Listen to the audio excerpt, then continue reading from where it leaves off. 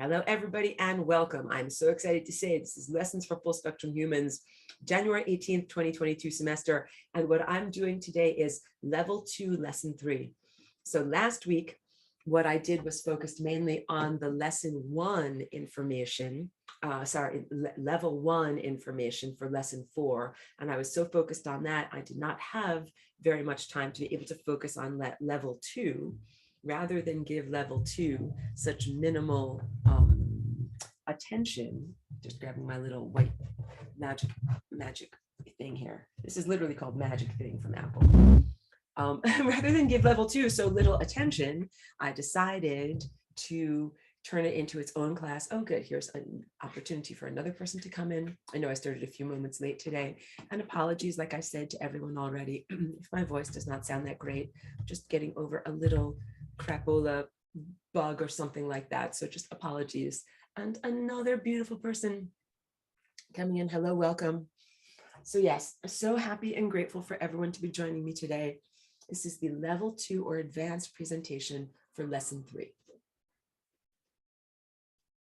As always, of course, everyone from every level is encouraged to watch and participate because it's a one-room schoolhouse and there's something to appreciate from every, you can have something to learn even if you are a Level 1 participant. If you haven't done Level 2 yet, there's something to learn. It's kind of like sitting in on the advanced math class. You will begin to get ready for what is coming forward. And again, pardon me if I have a little, I'm like about to sneeze. I have a little something. Thank you.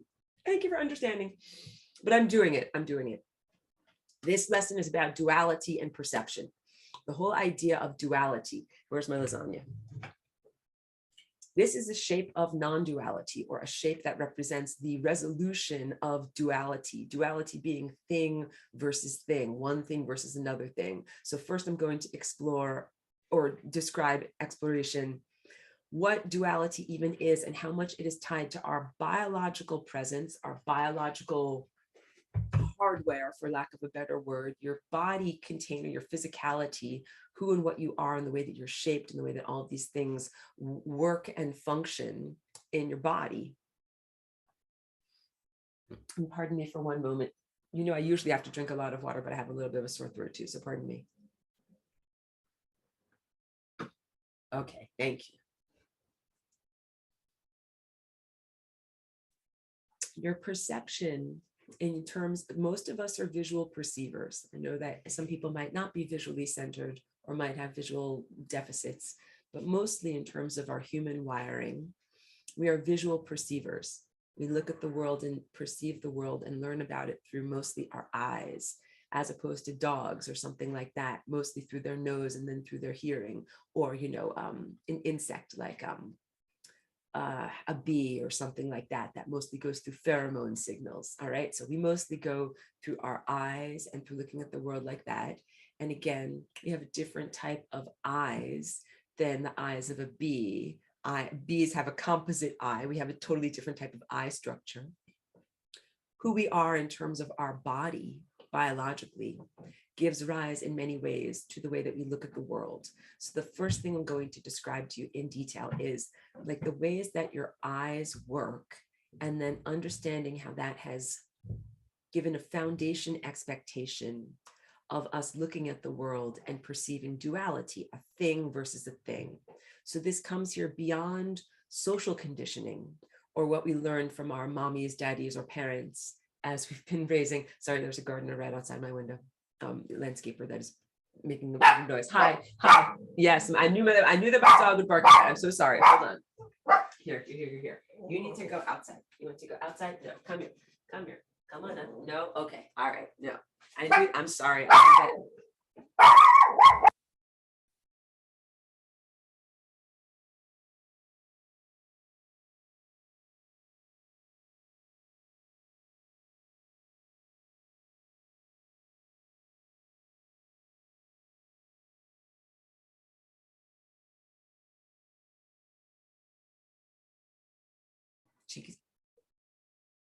Pardon me for that minor pause for the guard barking at the gardener that is outside of my window right now.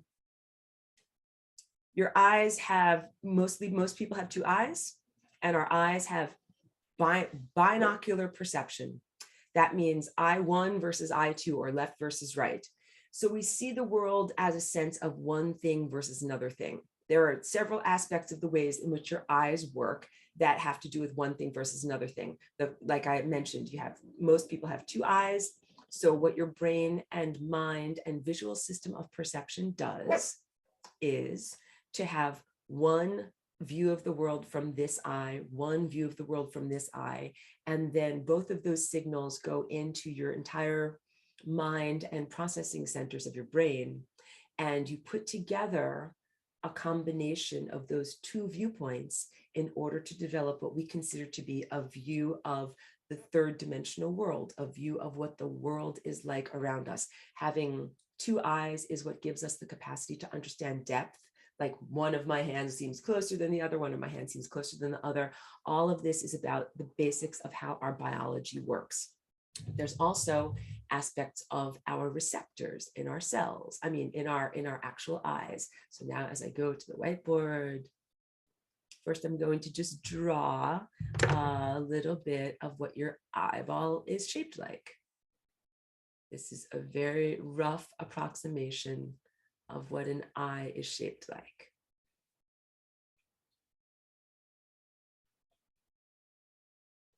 And this is the dark part of your eye, your iris over here. Wait, I can draw this better. That looks a lot better. There we go. Because now you can also kind of see, like, there's a cornea or a lens. There's both a cornea and a lens. The cornea kind of is in front of everything. Okay. Where I just made this back here, that is a membrane that's on the back of your eye. Okay, so wait a second here. First, let me just do this. I knew there was someone that needed to be admitted. There we go. Now everyone is in the meeting. In this diagram, this is your optic nerve. In this diagram, this is the front of your eye, your cornea, the clear outer layer. Then there is, I'm sorry, I'm having all of these distractions right now. This has been a very difficult morning of getting going, turning off distractions and getting rid of them. And everyone who's a gardener and everyone else needs to go away. And then you have this over here as the retina at the back of your eye. The retina at the back of your eye is similar to photography film. And as I was going back over this lesson and going back over my notes of when I recorded this, it's not that things have changed that much since 2013, but I realized like very few people use or know about photography film anymore, but because mostly things are digital cameras and digital presences. But this is a photosensitive membrane that is similar to film, that has on it many, many tiny little receptors that respond in the presence of light. So like here's an image. The image goes into your eyes. The image actually gets flipped upside down, then projected onto your retina over here. And what it does is it excites those cells that are at the back of your retina. Now let's talk about those cells themselves. If this is the retina as seen from the front, you have all of these tiny little cells. The first thing I've already gone into in other previous level 1 recordings, that's the idea of the focal point or the fovea. So let's say over here where I'm coloring things in really darkly, that is your focal point. And in each one of you, you can experiment in your visual field. You can like look at the screen or look at what you're looking at on the screen right now, or look at anything that's in the center of your vision. And then what you look at around the periphery, like you can wiggle your fingers, you can, hold an object and you can see like, okay, like I can see a little bit of that thing over there, but not every detail of it. Like I can tell there's a thing there, I can tell that it's moving, but not everything. That is because you have fewer receptors to the periphery than you have in the focal point or the fovea. You have the focal point, which is where you have the main information gathering aspect of your eyes. Then you have around the edge less and less information that comes in. And that's just the way that these types of biological eyes are designed. Eleanor asks, is that where our self-image as physical appearance becomes imprinted film-like surface at the back of the eye? Yes, that's exactly right. So the retina is where we receive light literally from the world around us that is entering into our mind and into our brain, into our physical perception. Yeah, and our retina does not maintain the image. It has this amazing, it's a photosensitive chemical that's called rhodopsin. So this is a little bit far afield of the actual what's topical to the class, but I'll go into it and everything. When you enter a dark room, or the lights turn out suddenly, your retinas begin to produce this chemical called rhodopsin that is actually made out of things that are bright, colorful vegetables that you eat. So things like carrots, red peppers, orange peppers, everything that's got color in the skin of the actual vegetables is what allows your body, your biomorphic suit, to be able to create these chemicals that come forward in the presence of darkness that make your retinas more photosensitive. So this is where the not myth, but like the simplification of carrots make your eyesight better comes from. And this is also where the RAF pilots from World War II, why they ate bilberry jam, because a lot of it is also in very brightly purple colored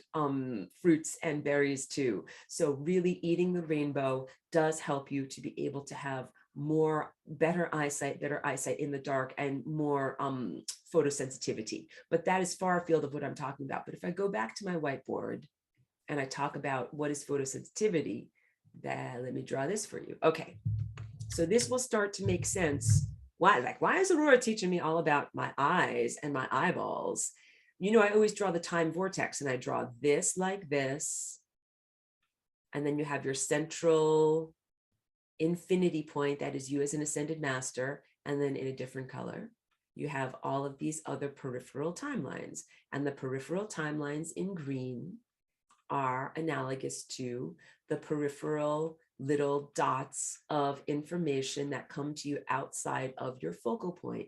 They're aspects of reality that exist, but that you are not completely focused upon. It's not the main part of the information that you're taking in when you're perceiving the world of pure time. Now I'm also going to draw your receptors. The way that your receptors work, if I draw it from as a cross section, what they're like little spires. Like here is one receptor that when light, here's a beam of blue light that comes in and stimulates that receptor.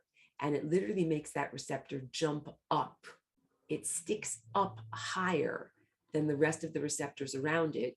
And the other little guys are shaped like this. I can't make my pen work perfectly. They're shaped like this. They cluster around, and I'll draw it from the top down also.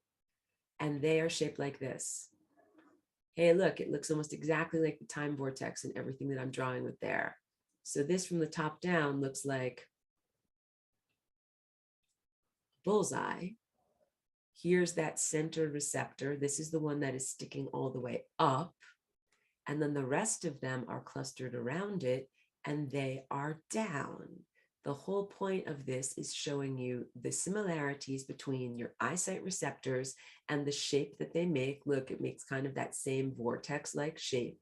And also the understanding that everything in your visual field of perception is based upon contrast. This versus this. There is this much of a contrast between the signal that is going into this receptor and the signals that are not going into these receptors. This has to do with contrast in the way that we look at the world. So imagine or go back to your remembering of what it was like to be a little tiny infant child, and you had to learn how to understand and process visually the information and the signals that came to you from your brand new experience of being embodied in a physicality, in an actual physical body known as being a human. And you had to learn about your eyesight. So little infants in the beginning experience the world as like a bunch of blurry, indistinct shapes, but there's like lightness and darkness. And then at a certain, you basically, I'm trying to say, it is necessary for the new incoming life that's becoming human to make sense of the visual field, to make sense of the information that comes to you in terms of just raw data that is coming into your eyes in the form of light. And the very first things that babies start to do is they start to look at contrast. So like a lot of children's toys have to do with things that are colored in black and white. because although babies do perceive color, it's easiest to see just the contrast of a light thing versus a dark thing. This has to do with the way that the receptors in your eyes work and how that goes into your brain, mind, and levels of perception, and how you begin to interpret raw data as reality. In the higher dimensional sense, wait, let me just drink a little bit of something here. Thank you for understanding.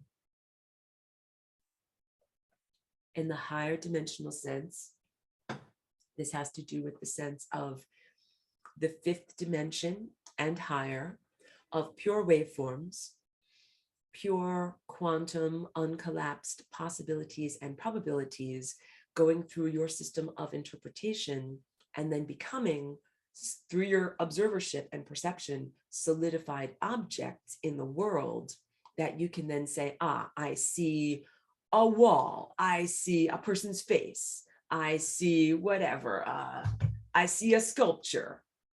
These things all exist as potentialities, and it is through our system of perception that we actually create them into actual physical objects that we're seeing. So there's a connection between the spiritual dimensional truth of collapsing waveforms through quantum observership and the biological, electrochemical, nerve signal truth of we see the world as a bunch of raw data that's coming in through our receptors of our eyes, and then we have to neurologically process it into something that makes sense and build a picture of reality. We do this on many levels. We build a picture of reality on many levels. And part of what influences how we build that picture of reality into dualistic opposition has to do with our basic wiring or hardware, for lack of a better word, from the way that we're basically built. We're built to see contrast, black versus white, thing versus thing. So on my screen right now, I've got bright light coming in through the window. Here's the bright part of my face that is illuminated over here. Then here is a shadow area behind my neck and head. That's the contrast. It looks like this part of my face is coming forward and this part is receding. If you're a visual artist, you're very aware of this, of the use of light and shadow on a flat surface in order to make something appear three-dimensional. Do I even have to speak to this? We in our present world are so used to looking at screens. It's a basic normal part of our life. The magic window of either a TV, a computer, a tablet, a phone. We're used to looking at these things as if they are windows that you look deep into. We are used to and have been taught in our visual processing centers to not look at this as a flat thing. You don't just look at this computer screen as a flat object. You look at it as a world with depth, and the light versus dark contrast is part of how your brain system and perception system builds a picture of reality within the flatness of the screen as if it is a world with depth to go into. All of this, please understand, is you with your perception adding an additional dimension.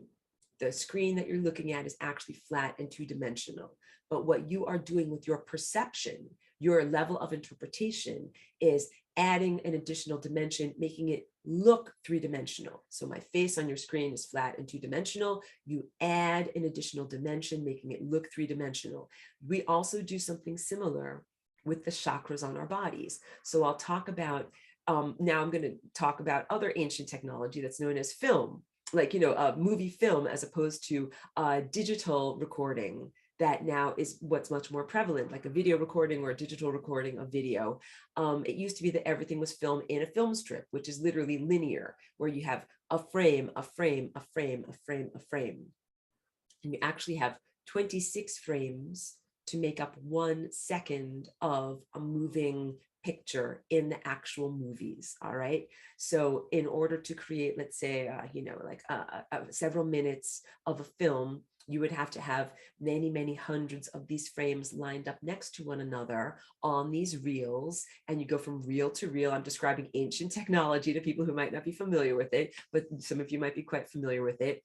And all of this has to do with the sense of static images, each 1/26th of a second in the world of film makes a static image moving at the right rate appear as if it is a moving image. I have to say that again because it didn't come out perfectly from my brain to mouth connection, but I'm sure that you got the telepathic transmission.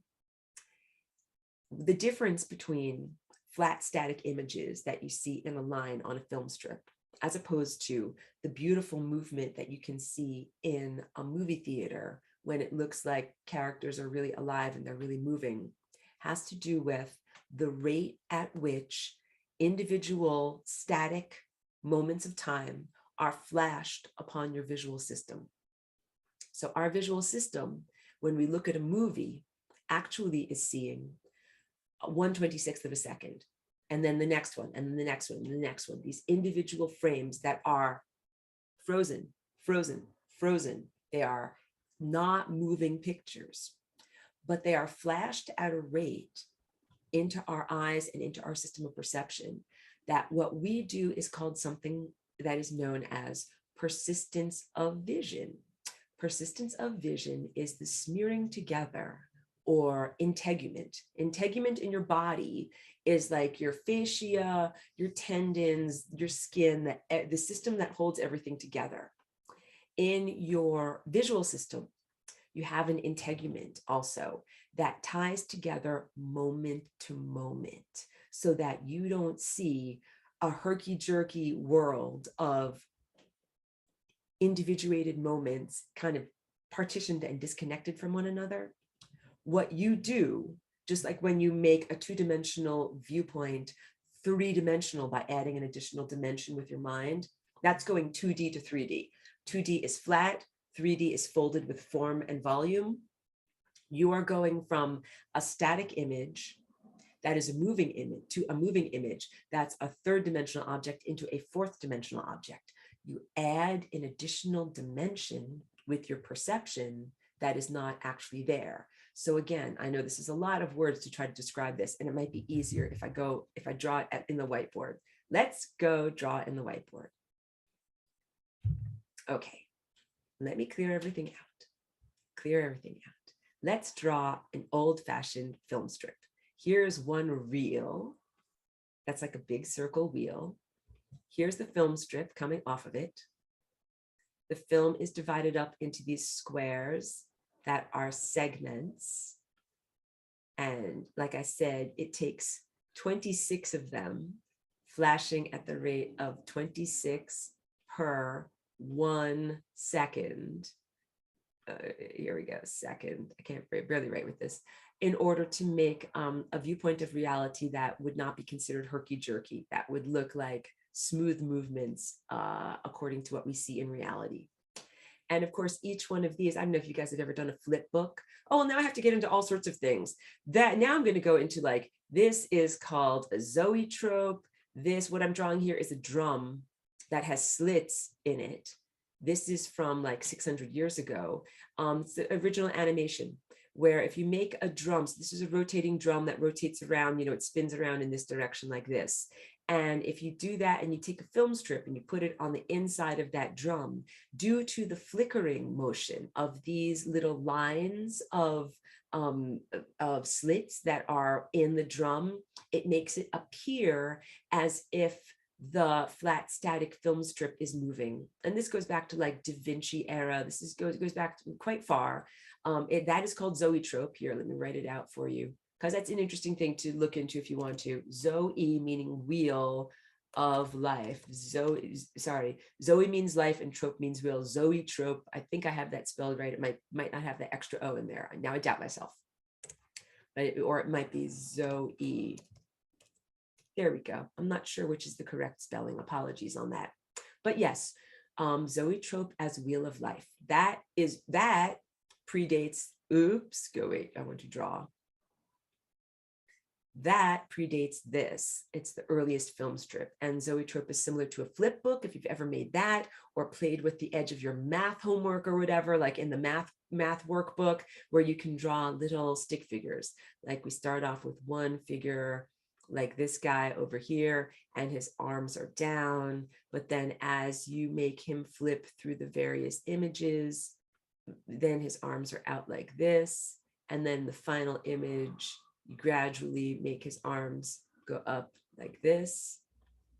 And if you flip through your flip book at the right rate, it makes it look like the little guy's arms are moving up, right? That has to do with this visual phenomenon that is known as persistence of vision. And let me write that out for you.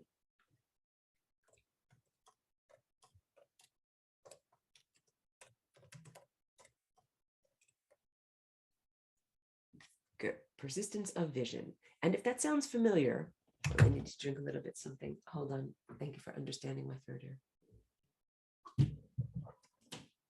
There is a Salvador Dali painting called Persistence of Time with the melted clocks. That's what that is in reference to, persistence of vision. Persistence of vision is the phenomenon that we use to tie together these little moments of time here. Here's a little stick figure in the movie strip of your life. I'm getting somewhere with this, guys. Stick with me, I'm getting somewhere with this. Here's the little versions of you in various different individuated moments, waving your arms around, and it is your perception looking at these static moments tied together by the integument of your comprehension that makes it look like this is an actual embodiment with fluid movement, with experiencing movement through time as opposed to a series of flat static images. So once again, your persistence of vision is the phenomenon that ties together that moment to that moment, to that moment, to that moment, to that moment, and makes it look like things are moving in reality. Because in reality, oh, do I have a picture of the chakras? Hold on. Let's see if I've got a picture of the chakras handy.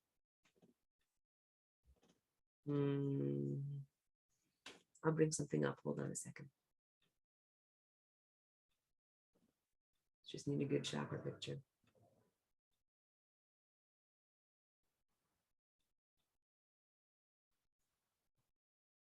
It's not going to do it for me. Hold on.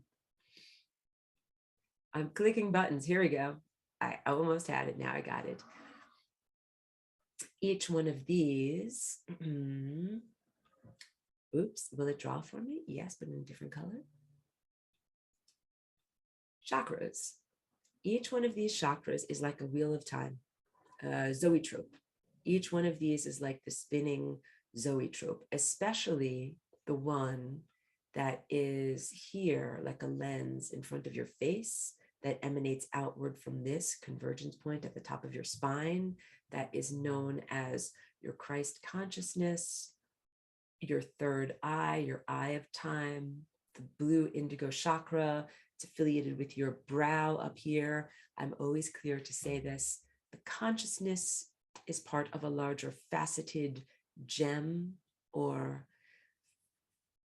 I want to say faceted, fractal, refracting level of reality, but it is non-denominational and it is not only limited to humanity, even though we respect and love those who are members of a particular church that is named after Christ. So, but these are two different things, but I never am condescending to or demeaning of the physical church on earth, but these are two separate things, because I want you to understand that this lens exists in front of your face and as part of a larger superstructure, regardless of what era you have lived in, before Christ or after Christ, BC, BCE, or AD, however it is called here, and on other planets. And it is available to redwood trees and butterflies who might never have known about a human named teacher that lived 2,000 years ago.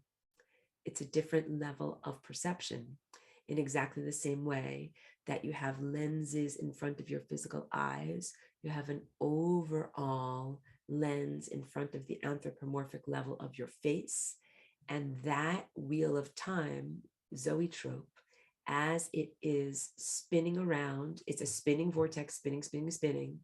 As it is spinning at the right rate, when it looks at, now I'll go back to the whiteboard. When it looks at, go to the whiteboard, yeah. When it looks at each one of these individuated moments of time that you are perceiving, and your wheel of time, your lens of reality experience is rotating at the right rate, you experience persistence of vision. You experience each moment of time being tied together and creating a fluid movement that would not be there if not for the additional dimension that is added through your own perception. Your perception, everything that I'm talking about in this lesson is all about how powerful your perception is. You are adding an additional dimension with your perception, and in math talk, every time you add an additional dimension, you are adding an additional degree of freedom. So to recap of what I've said already, you go from the two-dimensional flat version interpretation of reality on a screen through the magic of perspective that we have all been trained to look through a flat object like a magic window that has depth within it, 2-dimension into 3-dimension. You go from looking at these individuated moments here that would be considered flashes of static image that would be in the 3rd dimension into the 4th dimension, which is a moving timeline, moving through time as opposed to frozen. Here I am frozen. I'm frozen. I'm being silly, I know. Here I am moving through time. You see my hand moving through time, or you see my arm moving up and down. And even though this is a digital pixelated version of reality, it works completely differently in terms of the refresh rate and how it hits our eye than old-fashioned film, which is why the analogy in terms of digital understanding does not hold, but the analogy in terms of old-fashioned film really does hold very beautifully, that these individual flash frozen moments of time are tied together with you. Here, let's draw an eyeball. This is my shorthand for an eyeball. Those are 2 eyelashes. That's your, your eye with the dark part in the middle. Like here's your front of your eye, and here's your eyebrow up here, right? So here's the viewer, and you are looking down at all of this stuff. And if you look at it in just the right rate, what you do with your perception is tie together all of these moments into one big, long, fluid timeline. And that's moving from the 3rd dimension into the 4th dimension. And all of that is an empowerment teaching, because it means you as the observer have the capacity to add an additional dimension through your perception, through how you look at the world. And the next thing, of course, I won't go into it right now, but I'm setting you up for what the next thing is. I know my sculpture is all broken, but moving from an interpretation of reality where you see this 4-lobed chakra shape that you also see like in that type of drawing that I have back there. This is the precursor. This is like the flat film strip into lasagna shape. And the way that you turn this into this is through adding an additional dimension. And you add an additional dimension by using your perception. Now I have to rewind. Hold on one moment. Let me also drink a little bit for my throat.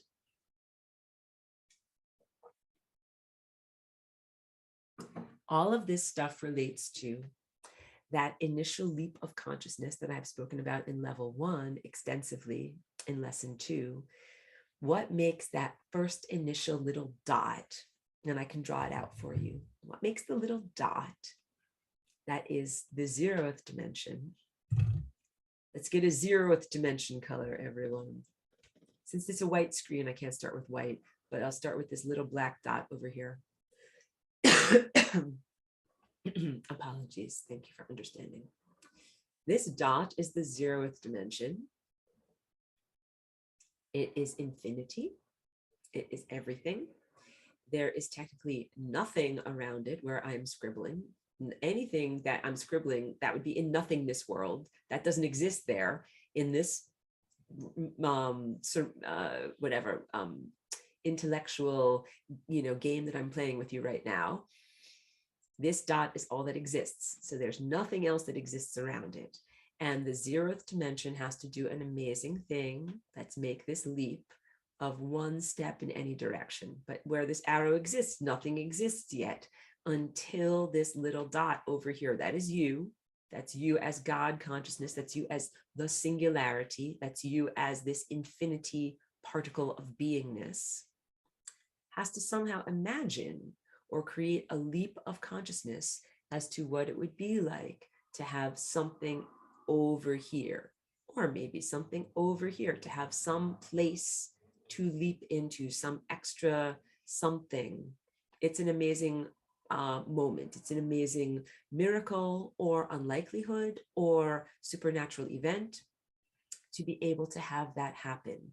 It's part of what magical, however we would like to say it, unlikelihood. That initial leap from zeroth dimension into the first dimension is a line, is predicated upon that leap of consciousness. That leap of consciousness is very similar to this adding an additional dimension and adding an additional degree of freedom. So every time you're adding an additional dimension, it's a leap of consciousness. Every time it's a magical or miraculous or supernatural activity. Every time it's a great unlikelihood. And every time it leads to an additional degree of freedom. Hold on. So a little bit of recap back again. Duality as part of the structure of our biological being. I1 versus I2.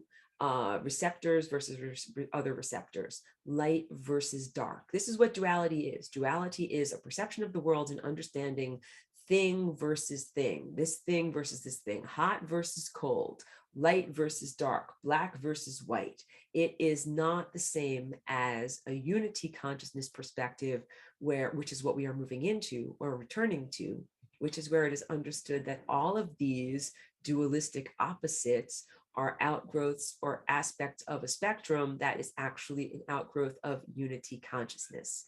So the dualistic perspective is actually embodied at this level of our development. I'm up here at the brow, at the indigo chakra, at the level of Christ consciousness, at that level of anthropomorphic seeing. In order to transcend that, you have to also add to it the crown, which is violet, which is where you get beyond the human level of interpretation and move into pure abstraction. So when you're going, we'll go back to the chakra picture. When you are going through your personal development, you are spiraling upward through, wait, go to annotation, please. Go to annotation. Come on, annotate for me. Hold on, there we go, annotate. You are spiraling upward through these various colors. You could see it as going upward through your spine, but think of it as going upward through the center of your being. And oh, look, I just got to this level here, that level of that lens in front of your face. That is the level of anthropomorphic interpretation, because anthropo means human and morphic means shape. You look at the world through a lens that makes everything shaped like a human. If you were dolphin, it would be your cetacean morphic lens. I'm thinking of the different words for different things. If you were an earthworm, it would be your earthworm shaped lens. A redwood tree would be your tree shaped lens. You understand? That is the lens through which you perceive the world according to your biological reality, according to your definition of individuated self state. So through that lens, if you are human and you look through that lens, a tree looks other. It looks like other. A butterfly looks like other. But if you change the shape of that lens, then really everything looks like, hold on a second, everything looks like this chakra structure. Everything looks like the chakra structure. And even an atom, a tree, a cell of your body, the earth, the sun and stars all end up having that same similar shape. So there is no conflict.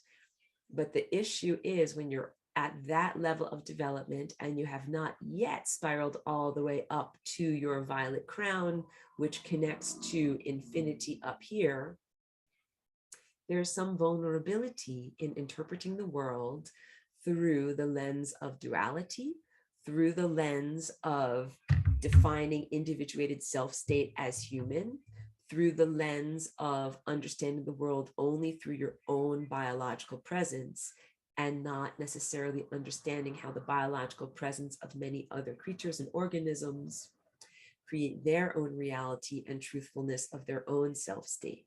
So I mentioned insects having a composite eye. They have a completely different shape of their eye and their lens that makes them look at the world differently. Same thing with fish and other things like that. And earthworms. There are so many different types of organisms just on our planet that have different levels of perception than the human eye. So part of this teaching of going into unity consciousness and transcending duality has to understand that your biological container, I see your beautiful furry overlord is there and is also part. So cats have a lens that has an eye, but they of course have a pupil that is different. Their pupil is shaped like an oblong ovoid, like that.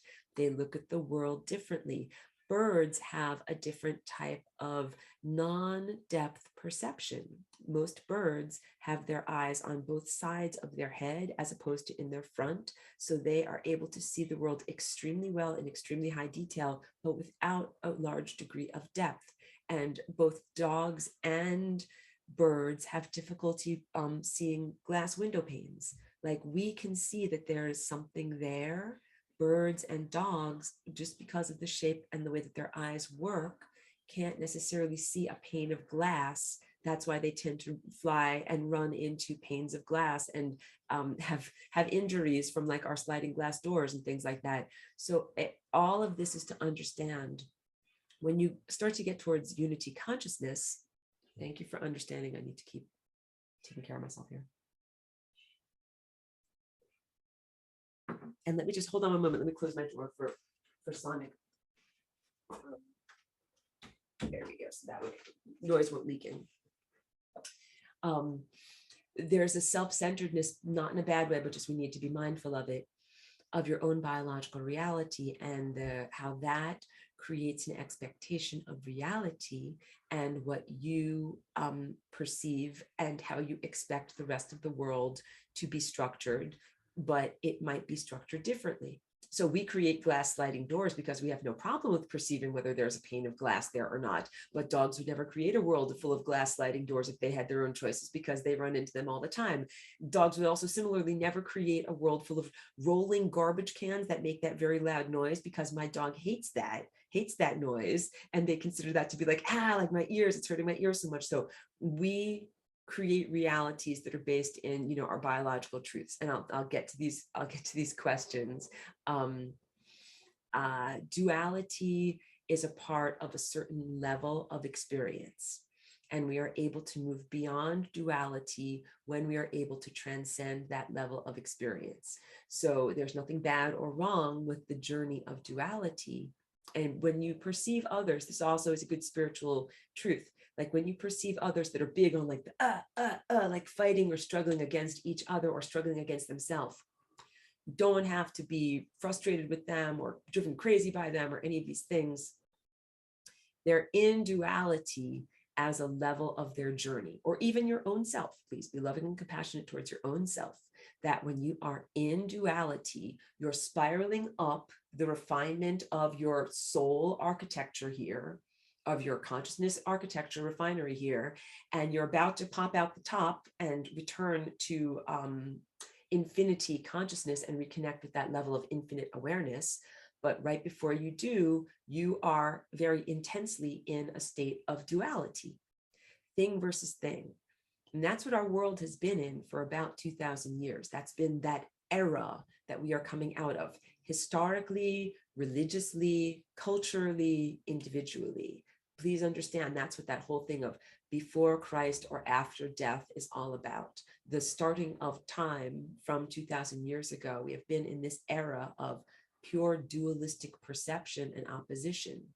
A lot of conflict has been about like you versus me, like I'm different than you, you look different than me, I'm different than you, let's fight it out.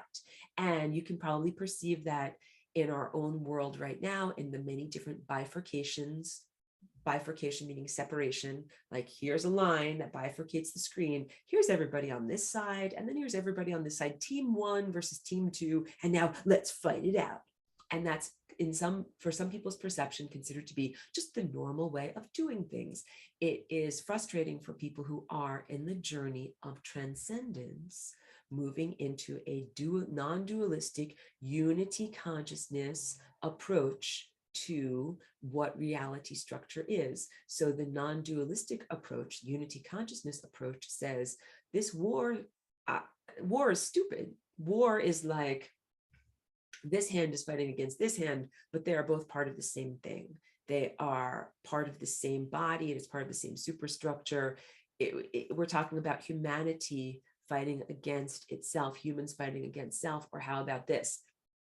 Humans fighting against aspects of the ecosystem, humans destroying parts of Earth ecosystem as if it is something separate or other. Like humans are, quote, this is maybe from the 1800s, but humans used to think about battling the elements. Like you have to battle against the storms, the thunderstorms, the hurricanes, battle against, you know, the droughts and the parching sun, as opposed to being, or like, how about this?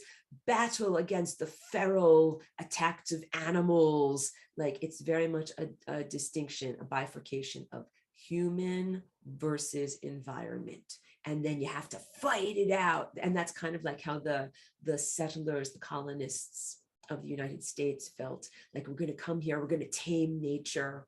We have to fight against nature. We have to fight against the elements, fight for survival, which is a it's very dualistic, very oppositional, very different than saying, in unity consciousness, like I need to integrate with the environment. The environment is an outer reflection of my inner self state. I am integral part of the environment. That would be the unity consciousness approach to understanding self embedded within environment. I won't even say versus environment. So we're also moving into questions of individuation, your individual life, your individual body, and responsibility towards your own body, contrasted with being in a society. What do you do with all these people that are about oppositional, fighting against team one versus team two, the Democrats versus the Republicans, whatever, like, you know, the Raiders versus the Giants. Like I'm thinking about football teams or something like that. I don't even know football. I don't even know if I chose the right teams, but you know what I'm talking about. Like the Mets versus the Yankees. It's thing versus thing. And some people look at that as a normal approach to life, and even somewhat invigorating, or whatever. The English versus the Germans in World War II, all of these ways of looking at the world. But that's the world that we're coming out of, the dualistic opposition. I did anatomy of your physical eye. Let's talk about, wait, before I go into the third eye and this higher level of consciousness, the inner eye, let me go to questions. Because Eleanor says, Aurora, can you suspend the dualistic biological lens of perception? Hold on, let me drink a little bit while I'm reading this. And from the neutral zone. Oh, this is so good. Hold on one moment.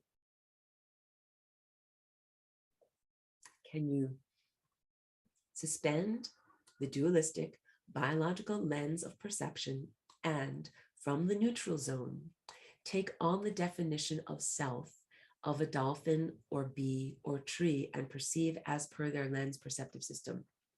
Booyah. Yes, I'm cheering your wonderful question, Eleanor. Thank you for that. That's the whole idea of the beginning of the recognition of, hey, I've got a lens in front of my face that is called the human-shaped lens, and that either I can reshape it, just like, you know, you can have a different set of glasses. Let's call it that. If I put on my other set of glasses, then I can perceive dolphin as self. If I put on my other set of glasses, then I can perceive blue whale or butterfly as self. If I put on my other set of glasses, then I can perceive, oh, flatworm or a microbe as self. And if I put on my other pair of glasses, then I can perceive the sun and the stars or photons of light individually as self. That is the real, like Eleanor totally got to the heart of this teaching, which is that right now we tend to identify as self things that are human shaped. I have one face and two arms and two legs. It's the anthropocentric viewpoint. And it goes deep into human culture that many humans even wonder, like, do dogs have a soul? Do butterflies have a soul? Does a blade of grass have a soul? All of these different questions about the validity and complexity of other organisms. Do dolphins have like the questions about the levels of sentience and self-awareness of other organisms? And this goes into what people eat, what humans eat, because some people are like, it's better to eat a fish than it is to eat a bull or a beef, like, because the fish has less of a eat a worm, like eat a crab, it has a lower level of life than if you eat a higher level of life. Like, in my understanding, all of these life forms are sentient, they're self-aware, they have their own agendas, their own sense of like, yes, I want to stay alive, staying alive, staying alive. Everybody wants to stay alive. And that the consumption of a worm is equitable to the consumption of a chicken, is equitable to the consumption of a buffalo or a different type of larger organism. These are all the learnings that we go through on the journey to unity consciousness, that we've been split up, refracted into these individuated selves that come in different packages. So the first thing is, in journeying back to unity consciousness, as you begin to see other humans as self, this human-shaped lens in front of your face starts to show you the journey of other humans as being fractal, externalized aspects of the internal journey. That is what this picture is all about. Good. So this is a drawing that I did many years ago, but it's so, like, it just remains very relevant. And so I've just kept it in this little sketch form. So what you can see is there's a larger face over here where I'm wiggling my cursor that has the human-shaped lens in front of it. And then you can see the full chakra, the different lenses that are all around the whole entire structure. You can see how it converges in the center of the mind brain. That would be kind of at the top of your spine, and where it connects to the different glandular structures that are in the midbrain. That means between the two hemispheres of the physicality brain. And you can also see emanating outward. Let me draw with my little thing here. You can see here's one figure, head pointing inward. Here's another figure with the head pointing inward. I'm going to erase this so that you can see things properly. These are all of these radial spokes. Like if this is the center of the dandelion, these are all of these radial spokes of different self states that are all pointing inward towards this central convergence point. This lens in front of the human face shows us, and we look through it at the world, and we see the world as defined human, anthropomorphic. We also use this as a sense of self-definition, individuality, saying, I'm this and you're this. That's another aspect of duality. Like my skin represents the outermost boundaries of self. This is myself. This is my skin. Inside of my skin is me. Outside of my skin is not me. Thing versus thing, self versus environment. When you really start to get towards higher levels of perception and higher levels of unity consciousness by connecting to the singularity through your crown chakra, what you start to understand on this journey is that all of these other people that you're seeing outside of yourself are externalized aspects of self. They are all fractal, fragment, refractions. You can tell I had to really organize my mouth to be able to say those words. Fractal, fragment, refractions of the inner self state that you are. They're all shards of your own soul is another way of saying it. And I got that from an ancient Mayan greeting that means, hello, you are a shard of my own soul. And that when you start to really awaken this presence that is at the level of your brow and of indigo seeing, your inner eye, your eye of time, what you start to understand is that all of these journeys that you are on relate to each other and intertwine with each other. so that at one level of your life experience and your journey, you had to individuate and say, this is my life, this is me, this is who I am, just like you have to say, this skin is this boundary of who I am, and then I'm not this other stuff outside of me. But then at a certain point, that's like man versus environment. At a certain point, you start to say, but wait a second, I'm so intimately acquainted with my environment. I breathe in particles of air that are inside of my chest and my bloodstream. That's my connection to the external world. I have light coming into me and out of me. I have food and other energy coming into and out of me. You see yourself as a metabolic being, metabolizing the stuff from the outside is coming into me and then is being put back into the outside. You see yourself as a flow state, and you start to say, wait a minute, I'm not so separate from my environment. I'm very much a part of my environment. It becomes a journey back to unity consciousness. Same thing with seeing others as self. At a certain point, you come here as a baby out of the oceanic state of consciousness, out of that interconnectedness and totalityness and infinityness, and you become you. You develop a story of you, like your name is Hans, or your name is Lucy, or your name is Angel, or your name is Diana, or your name is Aaron. I feel like I'm on that old children's show where she goes through the magic looking glass. I'm sure you remember this. And she would say, everyone who said, I see you out there, and you, and you, and you. I think it was called like the Magic Garden or something like that. Sorry, I'm going silly again. But yes, I see all of these different faces that are here on my Zoom that I recognize as externalized fragments of my own internal journey as the radial spokes in this picture. Wait, go back to the share screen because picture's worth a million words.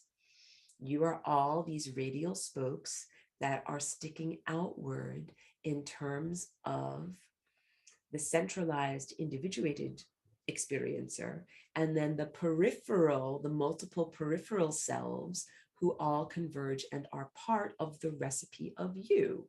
So now we're getting back to the same topical theme here of the central focal point in your eyesight, or in your ascended mastery journey, or in the multiple parallel selves and reality structures that you experience, that you have a focal point, which is you right now. So your focal point is Aaron, your focal point is Lucy.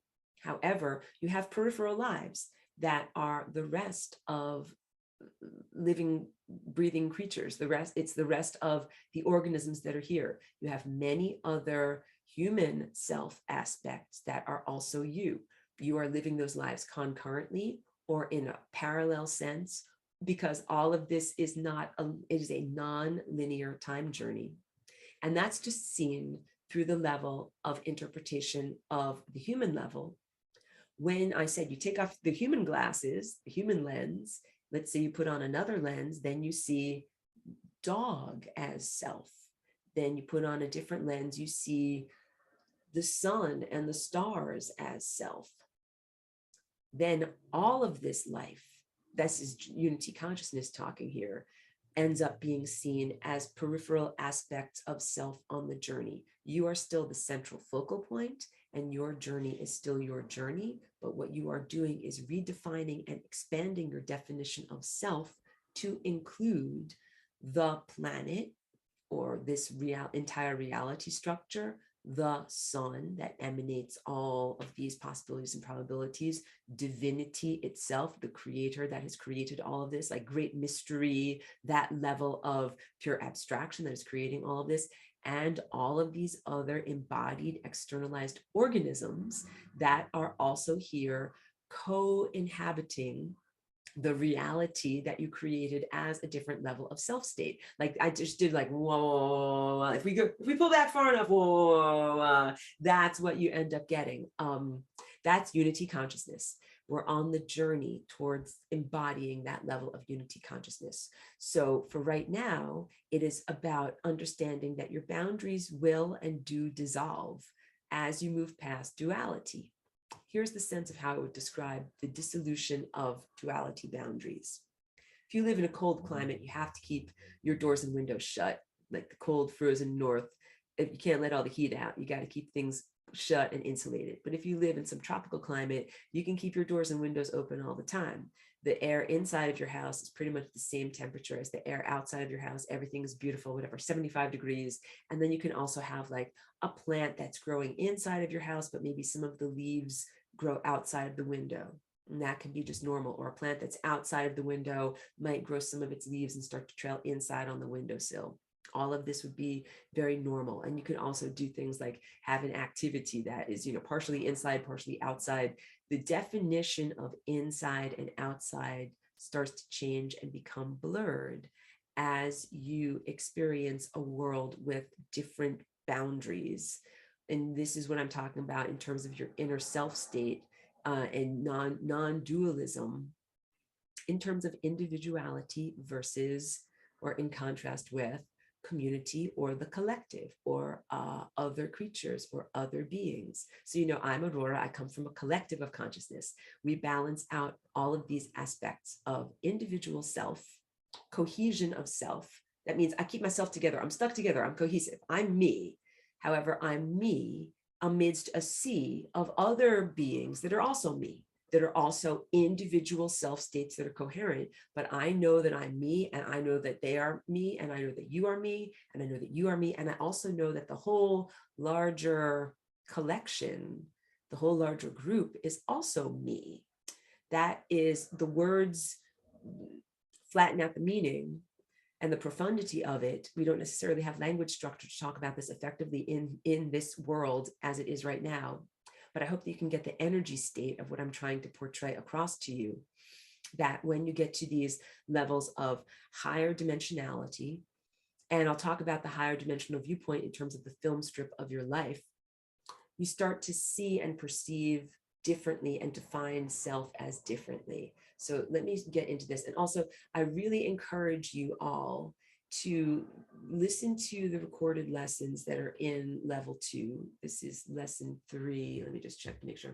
Lesson 3 of level 2, because I go into this in really good detail. Hold on one moment while I just drink a little something here. Of course, today, and when I extemporaneous, I always talk about things a little bit differently, but I really appreciate going back into my own teachings, and that I take extensive notes from, because I talk about it in so much detail and depth and clarity. If you only listen to this lecture, you'll get something, but you'll get even more if you go into the recorded lessons, where I just get into way, way, way greater levels of detail and articulation with no distractions and no gardeners out the window. Let's draw our attention to this idea of a film strip. The film strip, I would say, is analogous to the 4th dimension. You have a vector of time. I'm trying to write a 4. A vector of time where you are beginning over here at this black dot, and then moving in this direction. Time moves forward as you move through these experiences of reality that are shown one by one by one. Individual moments are flashed upon your retina one by one by one, giving a sense of orderliness to the linear experience of time. That is this embedded in time perspective of what it is to be alive. From the higher dimensional viewpoint, which is where I exist in my collective, outside of the embeddedness of time, space, and dimensionality, we see all time at once. What that would look like is if you took this film strip and you chopped it up. I'm cutting each of these individual frames right now into not one long line, but individual squares. And then I'm going to arrange the squares. Like, here's one square, here's another square. I can't draw things perfectly with this pen, but you get me. You get me one square, one square, one square, until I'm going to have, let's say, let me erase that and draw it like this. I'm going to have a big grid, because I think I can draw that more easily with this pen. Now I'm making a big grid of all of those same moments in the film strip. But instead of seeing it flashed one by one by one, here's the beginning of the film strip over here. Here's the end of the film strip over here. And I'm literally looking at every single one of those moments, every single one of these little stick figures here, all at once. That is the 5th dimensional and higher viewpoint of time. You see all time as once. And I will also just tell you that I'm drawing this as a grid that is in a square shape, but you also really know and understand that this is actually spherical. So let me draw it as a sphere down here, because it gets difficult, you know, with my line drawings and with the difficulties of these pens to be able to accurately show you what things look like as circles and spheres, but you know that this is actually this, all right? But we're going to show it as this. And that is what, let's say, a fifth dimensional viewpoint of time looks like. So from a fifth dimensional viewpoint, if I looked at a human being, I would see the moment of your birth over here, the first frame of the movie of your life. And here you are, like moving all through your life, doing all sorts of things, having all sorts of things. And then you get over to here.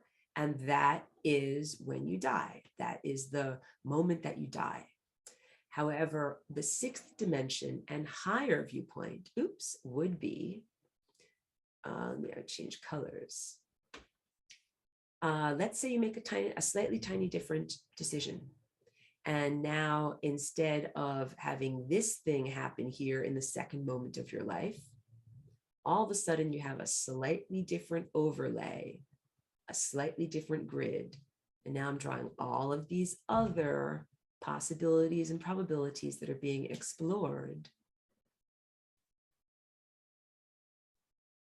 in the next edit of time.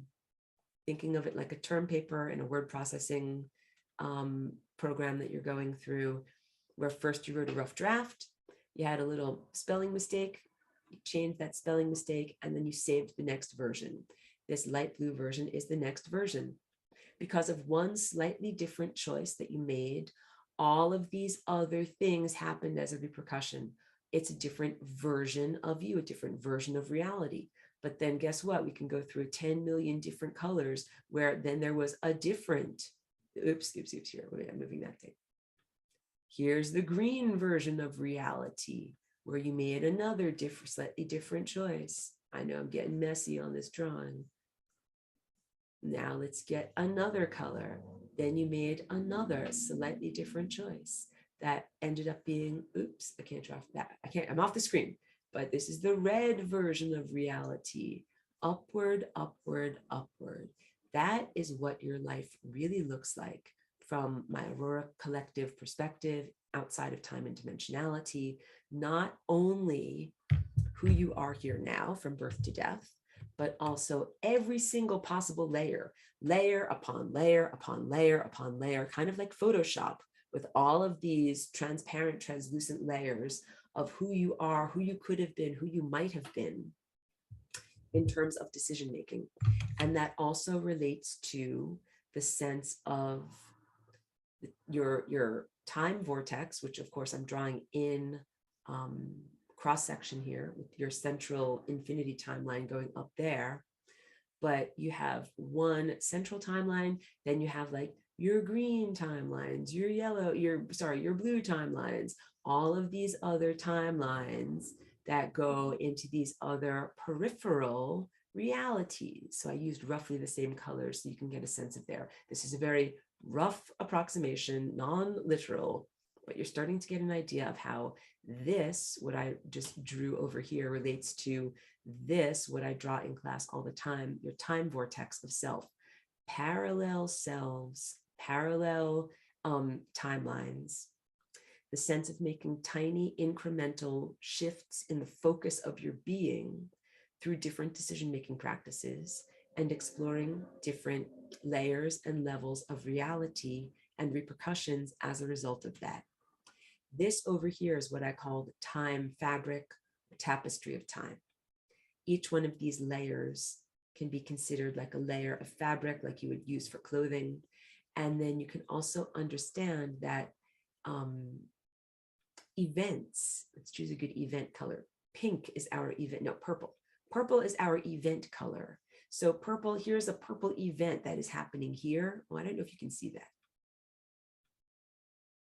Dark blue. Dark blue is our event color, good. That event there is like, you can sew through many different fabrics, many different layers. So think of that as like a thread that is going through all of these fabrics all the way down and then going back up through all of these fabrics. It is one event that can tie together through all of these different layers of your being. It's a tapestry that has interconnectedness and interwoven qualities. Each one of these layers is not discrete. Each one of these layers within your own life is interconnected, and I'm making these arrows up and down, not just left to right, but you have timeline bleed through from all of these different layers of your being. You have an interconnectedness in terms of your multiple parallel existences within one life that are influencing your central focal point here. This is you as your central focal point. But the things that you've done and experienced and the choices that you've made in your peripheral lives have influenced you and informed, might be a better word, your central core timeline. And then this reality superstructure also translates into having multiple different lives as an individual. So now I'm going to redefine this red layer as that's you living as you right now. Like your name is Aaron, or your name is Lucy, or your name is Aurora. But then this black layer over here is a different person. That's a totally different guy that lives across town. His name is John Smith. And this person over here in the blue, light blue layer lived 100 million years ago. So these are all you, but they are different peripheral versions of you. This central core focal point of who you are right now, these are the radial spokes of who you are. This is very big. We're starting to get into unity consciousness. Wait, let me go back to my notes here too. Hold on. This is directly from the recorded lessons. Your separate, I'm reading my notes, your separate or discrete identity, which is a level of experience, expands into the comprehension of being a collective, member, group, or family of many different beings, all of whom are connected and lives woven together. So, as you are on the journey towards unity consciousness, first you understand that all these different peripheral levels of within your own life are all you.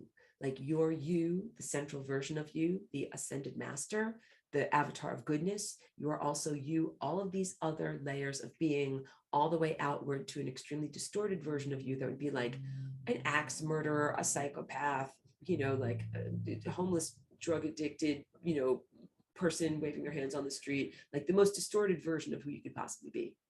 And no offense to anybody who's ever been in that position of being homeless or drug addicted or, on the street. But just to say that when you see someone that is in that level of drug abuse or self-abuse or disconnectedness from reality, you're seeing them in their far distant peripheral versions of self.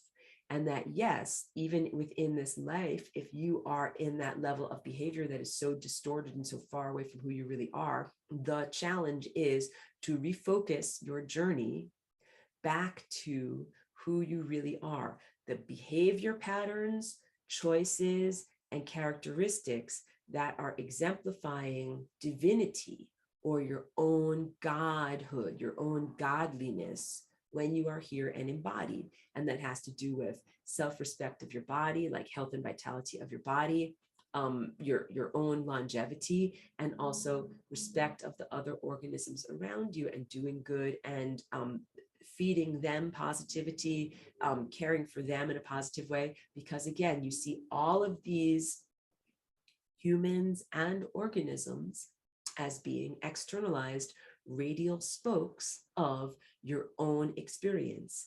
And they begin to, you experience them clustered around your own head, clustered around your own inner eye as outgrowths of your own inner eye of time. So this, I call this Christ consciousness. It is also your eye of time. It is the eye that you use to perceive time directly. In transcending duality consciousness, where you have your physical eyes, eye 1 versus eye 2, what you do is you open eye number 3, and that is your inner eye. And it's through this inner perception that you begin to see You are not separate from your environment. You are not separate from other people, from other humans and their experience. You're not separate from other organisms. All of this is the journey of consciousness. That's unity. Viewpoint is seeing everything as consciousness and everything as the journey of consciousness and everything as consciousness being refined. So when you see someone who is in hard on in duality, and maybe they're in war mode, like I'm this and I'm going to fight against you because you're that, or maybe they're in whatever racism mode where they're like, I'm this and you're that and you look different than me and like I'm going to go against you, or maybe they're against the environment. Maybe they're like, I'm a human and you're a wild wolf, or you're an animal, I'm going to fight against you, like you're a bear and I have to fight against you and keep my family safe. Like when you see someone that's in those levels of being, understand that they are not yet at the level of unity consciousness. They're on this journey. They're still hard on struggling in the levels of duality. We're coming out of duality as a collective whole. That's the good news that I have to share, that we've been for like 2000 years at this level of struggle, duality, indigo chakra, doing the work, experiencing what it is like to live in the world and perceive the world and look at the world and care for the world in that way, thing versus thing. Even, whatever, religious faction versus religious faction, or some people look at it as the saved versus the heathen. Literally, this is, one religious viewpoint, those who will go to heaven versus those who will go to hell. It's heavily dualistic and it is a limited viewpoint. And when we transcend, which is what we're doing now as individuals and as a collective, what we're going into is the unity viewpoint, where you're able to see all of these different levels of consciousness as being on a journey that is, of course, a necessary journey that eventually leads up to all of these beings converging and recognizing that all of these beings are the embodiment of divinity. This moment here of being in the brow chakra also has a lot to do with developing telepathy. My collective is telepathic and also empathic. Empathic, meaning not just mind signals, but also empathy, feeling signals. That's a big part of communicating with one another as a collective whole. So I have my own individual self state, and I also know the thoughts of and know and feel the feelings of the other individuals that are a part of my symphony or a part of my group or a part of my collective. That is what I mean when I say this. I'm going to read this again because I highlighted it in my notes in bold and underlined it because I knew it was so important for me to remember for myself too. Your separate or discrete identity, which is a level of experience, expands into the comprehension of being a collection or a member or a group or a family of many different beings, all of whom are connected and your lives woven together. And you start to recognize, you feel the triumphs and trials of the other beings. That's the empathy, that their pain and suffering is your pain, even as you remain an individuated person, individual from them, and they are still defining themselves as an individual. So this is big because you don't want to become so porous in your boundaries that there's no house. Like, when you have a house with all the doors and windows open, you still have a framework. You still have the definition of house. You still have the definition of self. You still have that guy and that guy and that guy and that woman, that woman, that woman. They're all individual people. However, through telepathic sharing, you begin to feel another's life as your own life.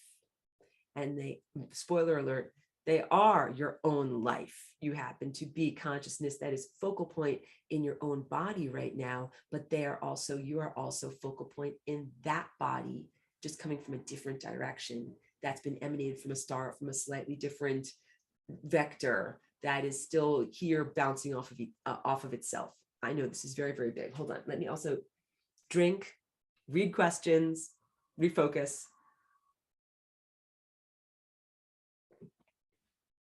Hold on one moment.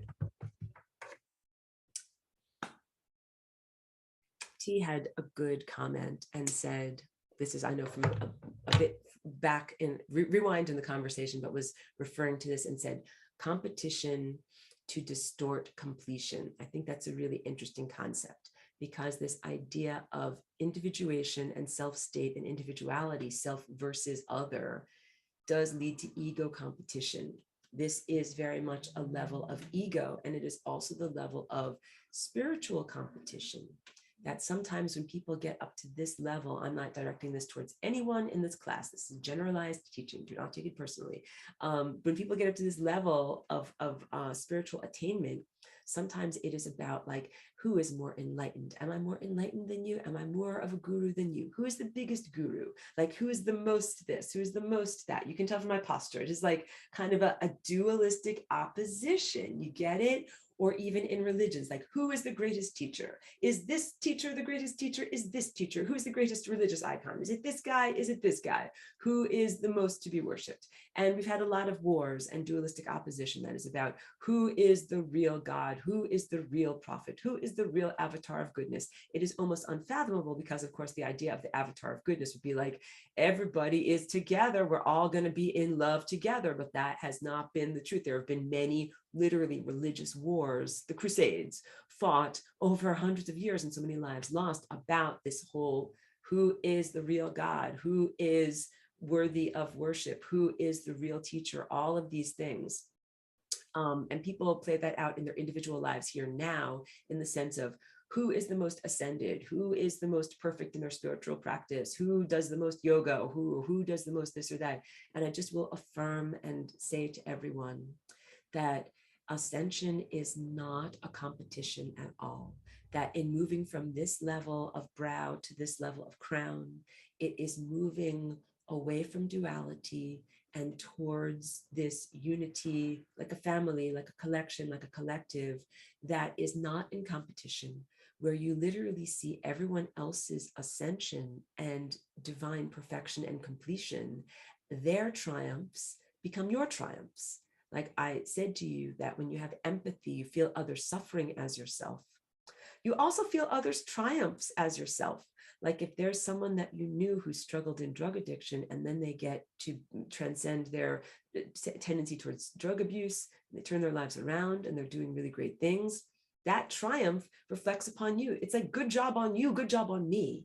That is how I feel. Like I feel celebratory when I see other embodied people doing great in their fitness, doing great in their personal self-exploration, redefining themselves in relationships, leaving harmful relationships, creating better relationships, creating better boundaries between themselves and others. When I see others basically on the journey doing the self-work and moving higher in their lives, I'm like, hooray, your triumph is my triumph. You're me in another body, in another direction, going in the right direction. And I am super encouraging. I am super, like, for lack of a better word, I am cheerleader. I'm like, yes, like you did it, but I'm also cheerleader for me, because I'm like, yes, I did it. Like that's me moving in that direction. Same thing with anything animal, anything environmental. When I see anything that is alive, moving in a greater, more positive direction of its self-state, I'm like, yes, like that is an externalized example of me,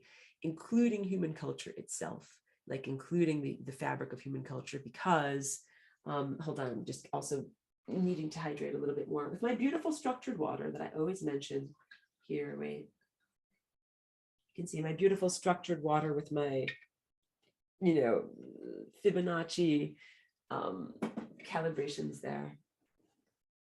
Water is an aspect of self. Seriously, you can have the triumph of a river that once was polluted and now is not polluted, or something, you know, on those levels. You can celebrate the triumph of moving from levels of disease towards levels of health or integrity or holistic, you know, betterment of anything that is an alive self state. This is transcending competition. Competition is this ego state, and it's also part of this, we go into the 1800s and this whole idea of man versus nature, that is big on Mr. Charles Darwin and the idea of evolution, and that has heavily influenced scientific thought, that's heavily influenced just the general public in the sense of how you look at what you think your body developed as. You think your body developed as the end result of a bunch of competition, duality. lions fighting against each other in the jungle, like who had the bigger teeth, like I had the bigger teeth and I won and I ate you, and then I had the babies and my babies went on and became the lions. Or, you know, so then you think like, oh, then my body is the end result of like all of these dualistic oppositions, and only the strong will survive, and I survived because I'm the strongest barbarian. Yeah, you know, like I'm being very ironic and silly in my presentation, but that is the viewpoint of evolutionary biology based in Darwin. And Darwin was from the 1800s, and he looked at the world as humanity versus nature, or man versus nature. And I haven't even brought up gender roles with man versus woman, but there's a lot of that stuff in there too. It's a quagmire. I won't even jump in the swamp, but you understand all of this thing versus thing. And what we start to understand now as science is leveling up and moving more into unity consciousness viewpoint, influenced by those of us who are more spiritual and insight perceivers, you're part of your environment. And not everything in terms of your development came out of pure survival dualistic opposition. Some of it came from cooperation. Who was able to integrate the best with the organisms around them? Who was able to integrate the best into their society around them? Not only the meanest, cruelest barbarian, I will punch you in the face if you don't do this for me, but also those who had the best communication skills, the most loving heart, the most equitable social structures. Those are also survival skills, is what I'm trying to say, not just the muscles. So we look at the world, and the world that is the world of money and commerce and finance. And it's also seen as this world of competition, where instead of the muscles of your body, it is the muscles of your money. And he who has the gold makes the rules. Like, you've heard all these things, but we're moving into a different level of reality, a different viewpoint, a different way of understanding this, that our reality is not just created where the person who has the loudest voice is the person that has the most money. That's how it used to be. Like, if you're William Randolph Hearst and you own a newspaper and you have a lot of money, then you get to say whatever you want in your newspaper, even if it's not truthful, and everybody has to listen to you. That's from the 1800s. That's from a long time ago. Now we're in this different level where energy follows excellence. And that's what it is like in my Aurora Collective. And at that level of galactic civilization, or higher level dimensionality civilization, where if you are a coherent being and your light waves are perfect, and you're an opera singer and your voice is perfect and you don't need amplification and you just sing beautifully, you are the loudest voice because of your innate divine perfection. Basically, your thoughts are emanated outward towards the rest of experienced reality, and you are listened to because the shape of your thoughts is the embodiment of divine perfection. And it has nothing at all to do with whether it's the strongest shall survive, or whether you're a barbarian, or whether you're in competition with others. You merely have to focus on your own excellence. That is what this statement is really all about. That when you're no longer in the state of competition, fighting against self, you're fighting against yourself. Do you understand? When you move past duality into this, you end up understanding that you do not have to fight endlessly against yourself. That's what really happens. That's how we get to peace. You go beyond the sense of having to constantly fight against other people and other organisms by redefining other as self, and then triumphing in their triumphs and wanting to take care of them or caretake them. It might be a better word than take care of, because it's not a codependency, but it's to be a caretaker of reality, and a caretaker of humanity, and a caretaker of your creation. If you really get to unity consciousness level, you recognize that there's no separation between you and God or divinity. You are God divinity here in this focal point with these peripheral selves. You recognize you are creating creation, especially in the sense of quantum observership and collapsing the potentialities of the soup of the world, the batter of the world, into the cake of the world as you bake it with the ovens of your eyes. You be a caretaker for your creation. You're like, I know I'm creating reality with my mind. I know I'm creating reality with my observership. I'm creating all of this stuff out of the way I look at the world and the way I perceive the world. I want to take care of my creation. I want to create something good. And then I want to take care of my creation. Or another way of saying it with words, I'm the dreamer of this dream, and I'm dreaming all of these other people and all of these other experiences. I want to make it a good dream. I don't have to make this a nightmare where I'm like, wow, there's wars and famine and, bad things and fearfulness and all of these violences. I want to be a caretaker of this dream where I'm dreaming something that is a much better, much higher level of quality of existence for all of these outer reflected self states. Diana says it was Romper Room. I'm trying to remember what was that old kid show, because you're looking out through the magic mirror at everyone who's a version of self. Diana also wrote, is it just a matter of setting intention in order to see from the perspective of something else? It's both intention and also literally raising your energy to a different self state. So, there's all the way at the lowest note of the piano is red. That's just like, hey, I'm looking out for number one. I'm me. I'm a reptile. I only care about me, and I'm just going to take care of me, and I'm going to eat all of you. I don't care. I'm going to fight against you. I'm going to eat all of you. And also kind of looking down on others like, I don't care about your pain. I don't care about your suffering. I don't care about your perceived victimhood. Chomp, chomp. I'm going to eat you. I don't care.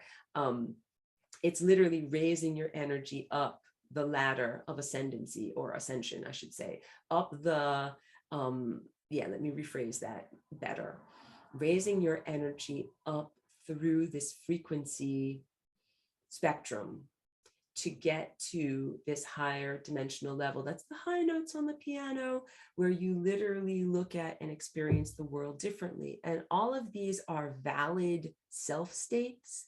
But if you're only down in the red, reptilian, self-serving competition level, then there's so much of experienced reality that you can't get to, because so much of the symphony has to do with cooperation and mutual self-respect, and not hitting each other over the head with the violins. Like in the symphony, you're like, the violins play, then the flutes play. None of this is like I'm going to hit you with my flute, like I'm going to hit you with my violin. Like that would be, if you're stuck at the red level, that's all that everyone is doing, just hitting each other, and there's none of that. So you have to have the intention to want to get to unity consciousness.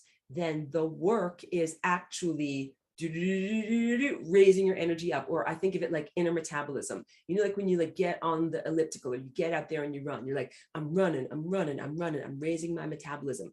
Or when you do the flying rainbow lasagna, what you're doing is literally vibrating faster and faster and faster. That's our whole reality, is vibrating faster. Our whole reality, including your body, is vibrating at a faster rate. That would be analogous to the film strip of your life, no longer moving at 26 frames per second, but maybe doubling, faster and faster and faster. And what that equates to in the world of film, if you have the thing moving, you could look at it as everything moving in fast motion, but you can also look at it as super high definition film. That in real movie film, when you take more frames per second, the more information that you have per second, the more higher definition your experience becomes. That means greater depth, greater clarity, greater details.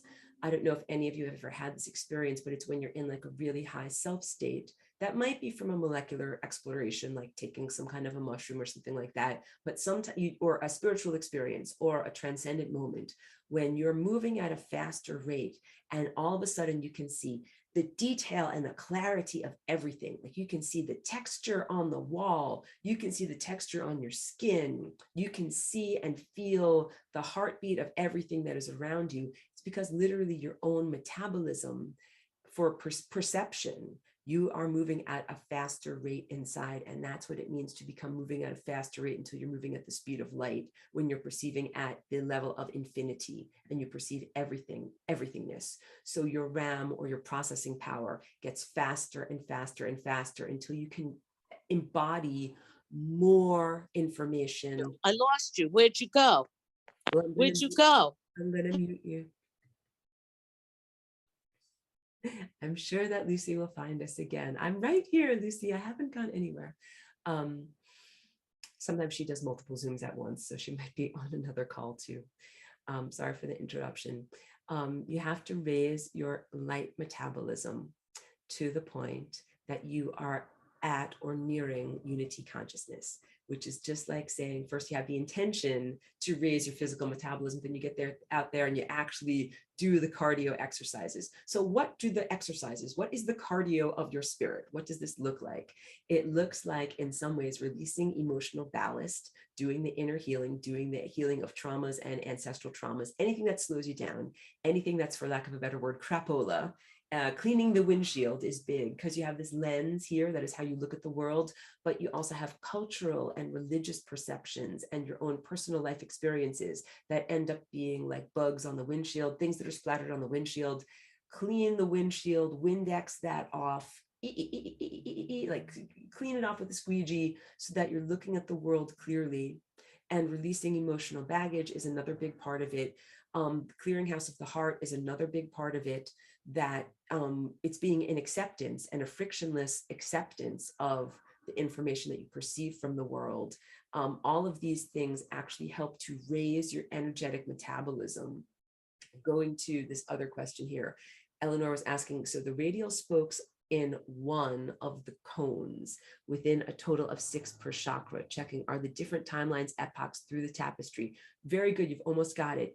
There are, yes, good. Because you say there are 6 cones per chakra. You're right. There's 1, 2, 3, 4, and then implied 5, 6. So that's good. That's accurate. You've got that. These are all different epochs. Yes, through humanity and through your own individual life experience. And they are all tied together in this moment that you are experiencing as your central focal point. But each person is the epicenter of their own life experience. So wait, now I will get into other questions, but first now I want to get into the part 2, which is resolving duality with the FRL, because I don't want to give short attention to this. This has to do with resolving duality using the flying rainbow lasagna. I'm going to tie it all together, so don't worry.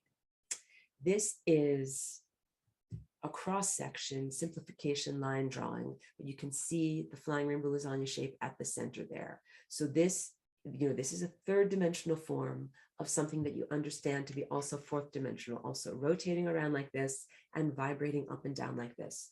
Right now, I'm going to talk about how does that flying rainbow lasagna resolve duality? How does the understanding and embodiment of this bring you towards the unity consciousness state? So first of all, I will circle here. This is singularity, or the infinity point, or the graphic depiction of where is unity consciousness in this map. That is unity consciousness, and that circle there is also unity consciousness.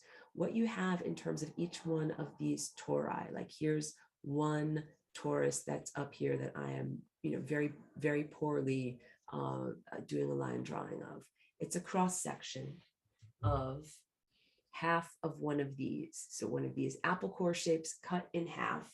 So you have this right here is the membrane of death. That's the flowing membrane of death. And then you also have this flowing membrane of death going down here, right? And then you have this as a terrible drawing, but you understand that's that basic drawing that I'm sharing with you all the time in class. So you have the membrane of death as the outer membrane of these 2 tori. And what I talked about with that zeroth dimension, here's the zeroth dimension, and there is nothingness around it where it scribbles. The way that you transcend this torus that has one singularity or convergence point or zeroth dimension and turn it into the flying rainbow lasagna that transcends duality is by putting the torus into a context. So here I'm drawing a smaller version of it. And here's the singularity in a big giant dot that's in the middle of it. There is nothingness around this. And we can imagine this in terms of time as like the notion of the Big Bang. Here's the central point of time, and then here's an outer emanation of time, and then here's the next ring of time, and then here's the next ripple of time. Time as a waveform, literally expanding outward from that initial presence. And the way that you transcend duality is by no longer thinking in terms of this as one universe, uni prefix meaning one, but understanding that there's that as a central emanation, and then there's another one over here. That's another zeroth dimension with a ripple of time emanating outward, emanating outward, emanating outward, emanating outward, and that the two of these even begin to interact and overlap and have commonalities between them. So you have these two different emanations. There you go. Lucy's coming back in. These two different emanations of waveforms that interact. This is analogous to the journey from being a one-celled organism. So here's a one-celled organism, like it's got little organelles inside of it. It's an amoeba or whatever, some little tiny type of microbe or bacterium or something like that. That's the joke that I would always say, the level of red, the red chakra down here. Hey, I'm looking out for number one. I'm only responsible to myself. So the one-celled organism has this cell membrane that is what creates duality. When you create the cell membrane, that is when you go from being a mycoplasma, that's just, here's a bunch of stuff. Here, this blue stuff is just living stuff. It's goop, it's got different enzymes, it's got different aspects of being alive. But when you create a membrane, then you have the difference between the stuff that is inside of the membrane, and then here's a different color. The stuff that is outside of the membrane, inside versus outside. And as soon as you create that membrane, you create duality. And as soon as you create duality, then you get that primary I am structure that says, I am this, I am not that, and I am responsible to myself. And I only have to look out for myself. Now, all I need to do is rewind, and all I need to do is draw other cells. This is now the definition of becoming a multicellular being, which is what you are. You're made of trillions of cells. You're not just an amoeba. You are a multiplicity of trillions of cells all together. And each one of these cells and cell structures has to understand, I'm looking out for number one, taking care of myself and my own metabolic activity. And also, I am surrounded by other self-presences that are also self-state, that are these other fractal versions of me that contain DNA that is exactly the same as mine. That's a trillion of you in these individuated cellular structures, and we all need to work together. And that becomes a different motivation. You have the mitigation of the central principle of I take care of myself. I'm looking out for number one. Outward to, I'm also looking out for all of you, because all of you are all of me, and we all make up a giant. Here, I'm going to put a stick figure. That's your head. This is your tiny arms and your tiny legs, but you understand a person, a larger being, a multicellular being that is made up of these many different individuated cells that then become responsible to one another, even as they are responsible to themselves. Now let's turn around and relate that to time structure. First, you have the understanding of one universe. I'm one universe over here, and I just emanate myself into time, and here's my one singularity, my one convergence point that emanates time outward, and I'm just like a one-celled organism, and I'm only responsible to self, and there's absolutely nothing out here where I'm scribbling. I'm the only thing in existence, right? Blah, blah, blah. I'm the only thing that exists. But then once you start to understand or have that leap of consciousness from the zeroth dimension into the first dimension, create here, that's the first dimension, align. What do you have to do, everyone? You are smart, and I just went over this. You have to imagine what it would be like if there was a part of you that wasn't here, but was instead over here. What would it be like, universe, if there was a part of you that instead of being over here or making a big circle, instead was over here? And as soon as you think that thought, you get the magical first dimension. Look, I didn't even connect. Let's connect properly. The first dimension of this 0 point here and this 0 point here, the zeroth dimension connecting together, creating a line that creates at least 2 universes, and then the understanding of the responsibility of organisms and interconnectedness of life and experience within these 2 levels of being. I know that's big. Wait, rewind, rewind, rewind. Now let's get to the actual formation of the flying rainbow lasagna. So what you end up having is this particular torus shape that's up here is 1 universe. And right now, the one where I'm scribbling down here doesn't even exist. But this torus up here has to think about and think the thought of the 0th dimension. What would happen if I could go from being up here to also being down here? Because you're looking at this as superpositioning a long exposure picture of something that, hold on, I'm drinking. It's not a moving image, it's a static image of something that's in 2 places at once, but it has first, then second. First, I'm up here, then I'm down here. Then I go back to being up here again. This position number 1 has to think that thought. What would happen if I moved my position? And in order to do that, what you have to do is create a contextual reality. I put this in, I'm trying to draw a box or a room. This is the room of time. What is the room that contains the room? Here I'm creating like a little room back here. It's a room. You got it? You can see it's got 3 dimensionality. A terrible drawing. 3rd dimensionality. It's a box that contains the torus. As soon as you create a context for that presence, you are then able to move the context up and down within that presence. You are able to make it, oh, I don't know what just happened. I just moved something. Hold on a second. I'm going to go back.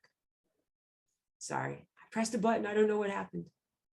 But you're able to move between, nope, wrong one. We'll get there. You are able to move between these 2 presences as soon as you create a context. So what does that look like? You create the time, you put time in a container. And then that container can either go up and down relative to time, or you can move time up and down relative to the container. As this singularity dot plunges downward, it creates this vortex shape that is one of the flanges of the flying rainbow lasagna. Then it bounces off of itself. Sorry for the loud noise outside. Happy my dog didn't bark. Because there is a vector that I didn't draw very well, but there is a vector coming from this direction. And they meet perfectly in perfect symmetry. Time symmetry. This impulse that is coming from up here meets perfectly with this impulse that is coming from down here, and they meet in such a perfect way that they touch in the middle and then bounce off of each other in a mirror. The word is repulsion, but it doesn't mean repulsive like, ew, you're gross. It means they are repulsed or sent in opposite directions. That is what you're essentially looking at here. What you essentially get is a bouncing back and forth of these time vectors. This way to this way, they bounce back and forth, and this way to this way, they bounce back and forth. And they're like, this is a mirror over here, and this is also a mirror over here. This is time symmetry. The perfection of the vectors and the way that all of these lines of force are arranged is what allows this to be a perpetual motion machine. I'll go back to my face. Because of the way that these things bounce off of it, like here, I'm coming from this direction. I'm also coming from this direction. I come and I meet in the center at my face. And then I'm coming at such a perfect angle that I bounce immediately back in this direction. And then I meet myself coming from this direction over here and bounce off of those guys, turn around and bounce right back in this direction. So it is an endless oscillation, bouncing back and forth between these different levels of source, the zeroth dimension, the infinity particle that is constantly expanding and contracting, meeting itself and bouncing off of itself. And as it is doing so in time, it is creating these flying rainbow lasagna shapes. And it is creating these flying rainbow lasagna shapes by taking this torus shape that is time and moving it up and down within a context. And as you move it up and down in a context, what ends up happening is the outer surface of one of the toroidal structures then becomes the inner surface, and the outer becomes the inner, and the outer becomes the inner. This is similar to a Mobius strip. I don't have my Mobius strip. I have it packed up in my storage, but I will get it for class very soon, I promise. A Mobius strip is one strip of paper or fabric or whatever. You put a twist in it and then tie the ends back together, and it becomes a quote unquote impossible shape. It was invented by the Swedish mathematician Mobius. And it represents a shape that only has one side or only has one edge. So basically what that means, if I go back to this part of the recording over here, there we go. Wait, I want to go to annotation. Good. Let's say that there is a little ant. This little black dot with antennas represents a little ant walking on the inside surface of time. Remember, this is an expansion. These are the rings of time expanding outward from some kind of a big bang or giant ohm that emitted all of it. And this is the time membrane, the surface of time, also the flowing membrane of death. That is the present moment now, the time horizon. And everything going inward towards the center is the past. And everything going outward from there would be the implied future, but is the implied future and must be set in a contextual relevance in order for it to have actual beingness. That contextual relevance is something that present level of science does not necessarily recognize. And that's why the present level of science looks at everything as a one-celled animal. I'm one universe. Hey, I'm only looking out for number one. I don't even expect there to be anybody or anything else out here. In order to level up and become a multi-celled organism, you have to know and expect that the future does exist and that there's time outside of your time. So everything of the arrow going in, this is the past, and everything of the arrow going out, this would be the future or time outside of time or time presence that you haven't experienced yet. Here's a little ant walking on the outside of the bubble. And because the inside and the outside are two separate discrete worlds, they can never meet and experience one another. Now let's say we have this little ant walking on the outside surface of the lasagna, and here's his little antenna sticking up. And as he goes walking along, now he is walking on the inside surface of this particular time bubble over here, that we have found a way to transcend the question of how do you make this area here communicate with and talk with this area here without cutting the bubble of time, because that would be like popping the bubble and destroying time and destroying reality. How do we bring together the past and the potentialities of the future without destroying time itself? And the answer is flying rainbow lasagna. The flying rainbow lasagna shape is the end product oscillation of this central zeroth dimension from this position up here to this position over here. I'm going to sneeze. Hold on 1 second. I got the noise. Pardon me. You know, I've been struggling. Thank you for understanding.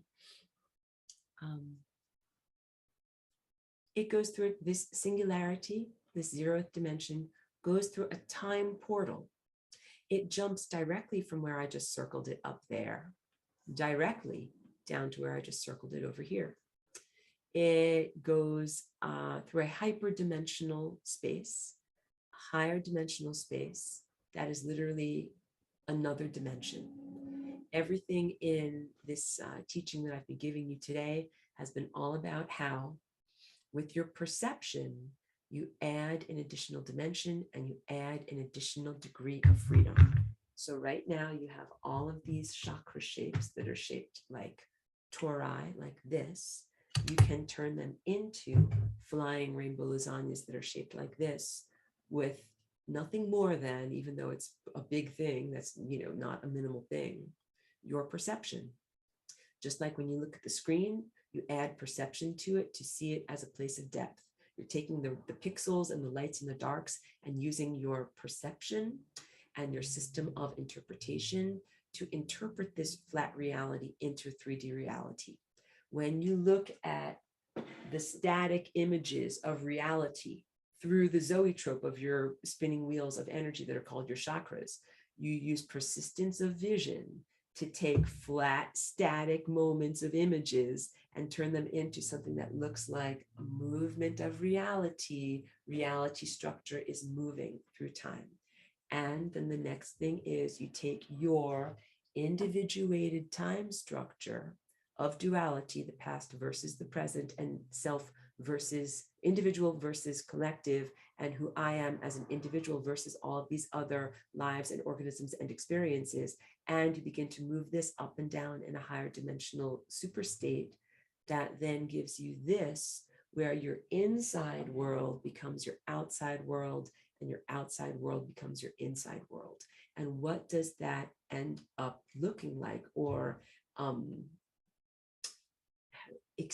does that change and color the experience? I'm looking at my notes over here. Your inner world in this world is defined as your mind, your imagination, your thoughts, your emotions, and your awareness, and would be considered a quantum world, or something that is happening at the level of below measurement of on the atomic level. It's so tiny that we can't measure it. It's tiny, tiny, tiny. That's how we would call the inside world. And then your outside world, quote unquote, we would consider to be Newtonian or macroscopic, or everything that we can sense with our five senses, the world of the outer world. It's beyond just saying like what's outside of my skin, like my organs are me, but then everything outside of me is not me. It actually goes even beyond that into the sense of macroscopic versus even submicroscopic. These are two different levels of reality that run on two different levels of physics. Hey, there's two different levels of physics. Did you know that? One is Newtonian physics and one is quantum physics. And Newtonian physics governs things like bowling balls and feathers and giant, black holes and suns and stars and you in the macroscopic version. And then there is quantum physics, which governs the behavior of particles and energy at a tiny, tiny, tiny level. And basically we in our human definition of biology, just drinking a bit of water here, have defined our internal state as the quantum state. Thoughts and feelings and things that you can't weigh on a scale, emotions, that which is intangible, contrasted with that which is tangible, things that are at the macroscopic level that run according to the rules of Newtonian physics. Flying rainbow lasagna, this activity, this verb, is the bridging together of these two realms. Your inner mind state of dream creation. Remember I said, recognizing your own creatorship. In unity consciousness, you also claim the identity self state of being God, or being the creator, emanator, maker of this reality, dreamer of this dream. You begin to recognize that your dream is being emanated as the external reality. And then the external reality also feeds back in like a feedback loop into your internal reality. So you emanate thoughts and feelings and mind state and create other people and ideas and experiences out here. And then all of these people out here that are in you populated your dream with a bunch of people who then talk to you and do stuff. And the things that they say to you and the stuff that they do to you then feeds back into your inner quantum state. And then you re-emit them as new thoughts and new things that are happening.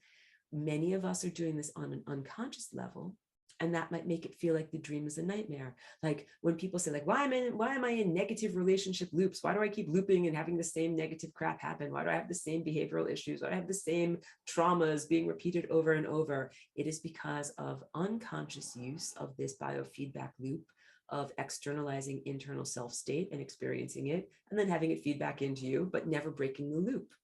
And this is how we can also understand endless wars, endless human suffering, endless famine, endless this, endless that. It's not endless. It's just negative time loops of people that are unconscious because they don't know they're emanating their own self-state.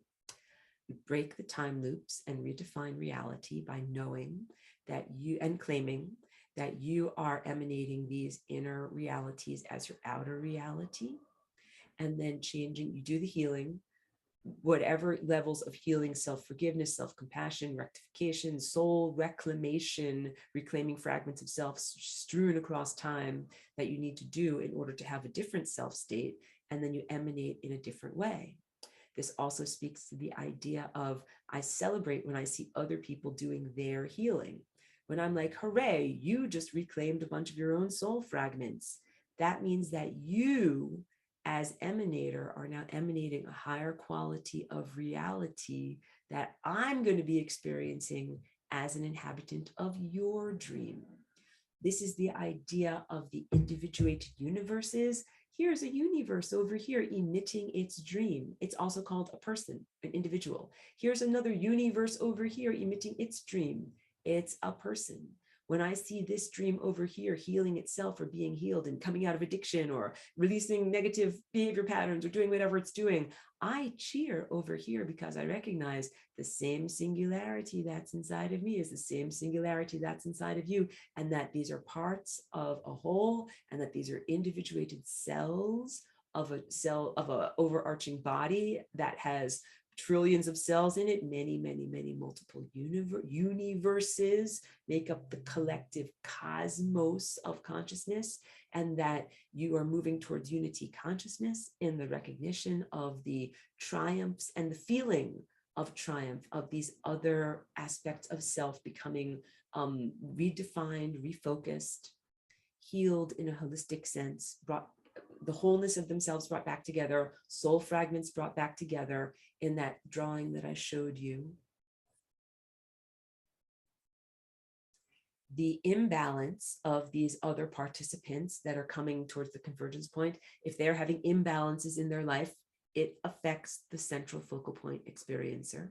If they are healed, if you heal the radial spokes, or if the radial spokes experience healing in their experience, that radiates inward towards you. This is how you get your chakras to stop being wibbly wobbly and to be stable and perfect, in the sense of having these stacked up energy centers or water wheels that lead you back towards the perfection of white light, which is additive color mixing, which is infinity, which is unity consciousness. So healing of the fractal fragment, refracted levels of self mean that your own chakras are more stable in their flight through time. And basically everybody goes from being shifted and slightly askew towards being on their central core timelines. All of the radial dandelion spokes begin to point inwards towards the truth of one's own divinity. And that is the journey towards unity consciousness. I didn't get to all of my notes, but basically I want to say the singularity, that central convergence point, is literally God discovering itself, that we are these emanations of God discovering itself, and we are turning on our journey right back around and going, we are emanated back, we are emanated out, we are now reflecting back, and we are converging back in, let's say, harmonic perfection towards that central convergence point where God is similarly discovering itself. And then from that converging, there comes then a re-emanation. I don't want to say explosion because it's not like a gasoline explosion, but a profusion, an expansion, a re-expansion outward into reality again, but from having a slightly different, what would I say, a slightly different pattern. It's not always the same. We don't always play the song in exactly the same way, but we then get emanated into reality in a slightly new and different way.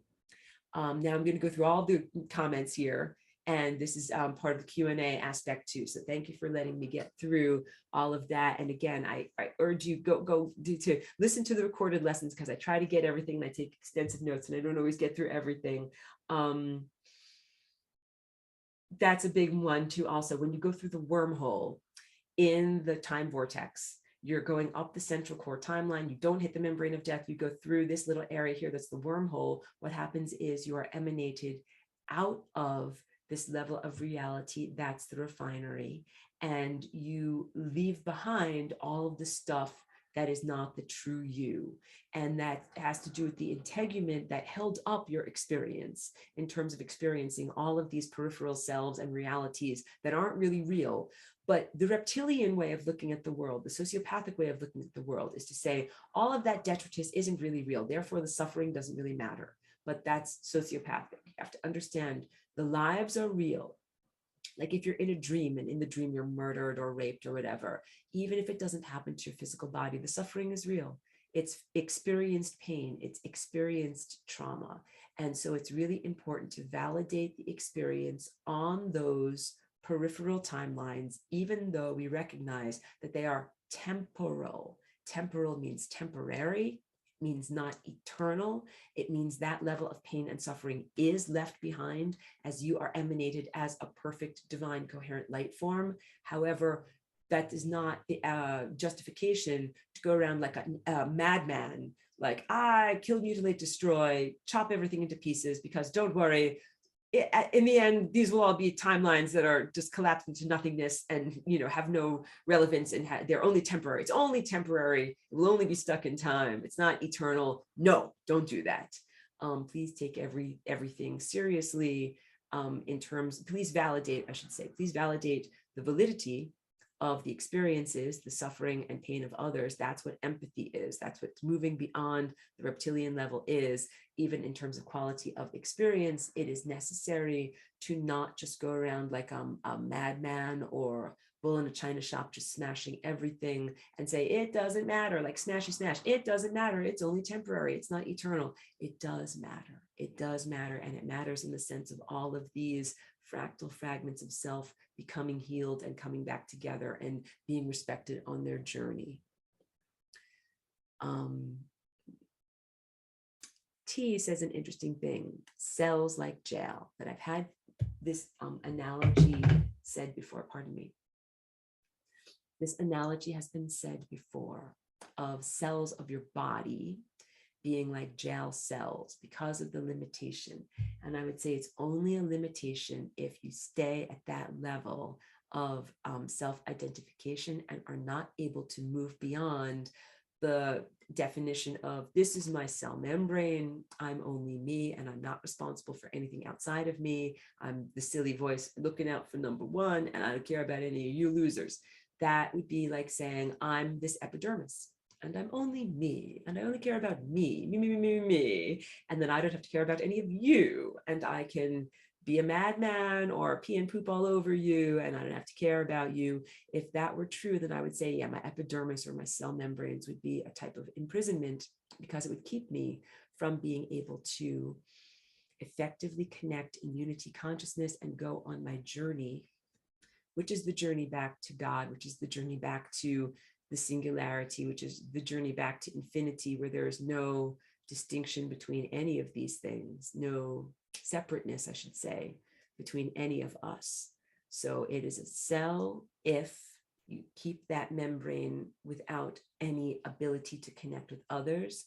But as soon as you are able to connect with others, then the cell membrane shall no longer be defined as a jail cell or an imprisonment, but can just be the encapsulation that you experience at a certain level of your journey. This is beautiful. Rainbow Body says, reminds me of the body of Christ we are. That's beautiful. And T is saying that is so beautiful. Bless you, Aurora. Thank you, and blessings back to you. Thank you so much for that.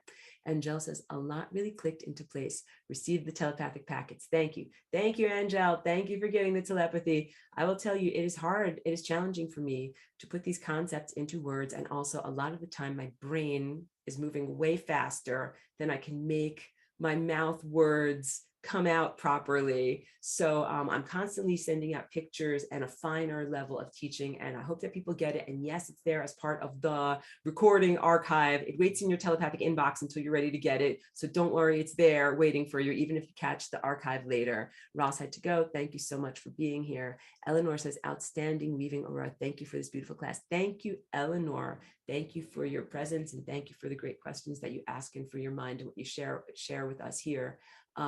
Yes, this is all about weaving together individual life and time experiences into a larger tapestry. And now you can also understand why it's so important. Like if you see one person is being killed, then you can understand like that's not just a disposable life. That's an essential thread in the time tapestry fabric that is a part of who and what you are. And that if you lose that person and their life experience, then you lose this and this and this, all the repercussions that happen from just that disruption or loss of one life. Then you can start to see how profound, like you can have a profound impact on the entire time field by either severing a life or by saving a life.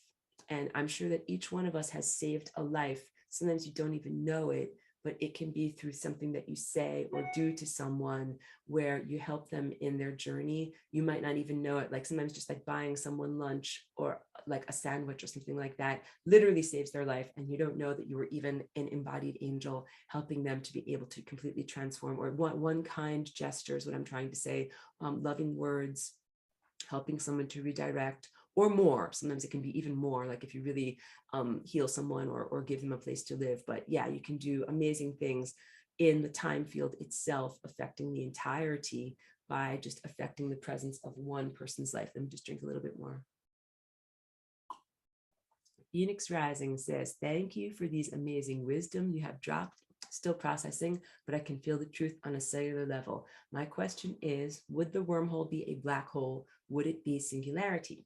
Phoenix, thank you for your praise and thank you for the question because it's an excellent question. The singularity is synonymous in definition as to what science in this time and place would define as a black hole. Science would say a wormhole or a black hole is the infinite stretching of the fabric of time, space, and consciousness. If this is the infinitely heavy bowling ball up here, it is the infinite stretching of that fabric towards a singularity point. And your consciousness as a vector moving, God consciousness, you consciousness, as a vector moving through time, space, and awareness is similar to that infinitely heavy bowling ball, that it is also stretching the fabric of time, space, and consciousness, creating this multiple layers, the multi-layered cake of reality and all of these different layers of possibility that can be experienced. So singularity in science is also the definition of where the rules of physics, the rules of the physical world, the macroscopic Newtonian world break down. The rules of thermodynamics and gravity and everything that governs the behavior of bowling balls and feathers and stars and microbes and butterflies doesn't make sense anymore because the answer ends up being infinity. Like I put this into my calculator, blah, blah, blah, blah, blah, equals infinity, like equals like a nonsense answer. Like it doesn't make sense anymore. That's what we mean when we talk about the quantum level versus the Newtonian level. And again, these used to be dualistic oppositions, thing one versus thing two. These are two separate levels of reality, but clearly they're still part of the same reality. Quantum is part of the same reality as macro, micro, and macro. Flying Rainbow Lasagna is the bridge between these two levels of reality. And spoiler alert, you make the bridge. You are the quantum laboratory. You are the quantum mechanism, for lack of a better word, or tool or apparatus. You are the quantum apparatus that is bridging together these two levels of perception and reality.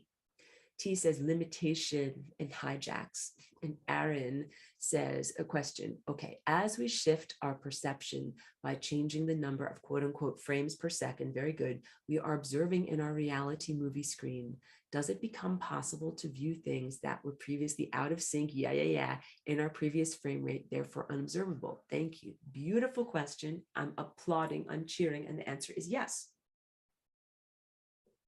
as we change our metabolism or the frame rate at which we are able to perceive reality and move at a faster rate, we perceive things that are at a different frequency level than we would have been able to see otherwise. So if we're moving at the 26 frames per second, we see the 26 frames per second world. Let's say we double up, moving at double speed, then we can start to see other beings that are also moving at double speed.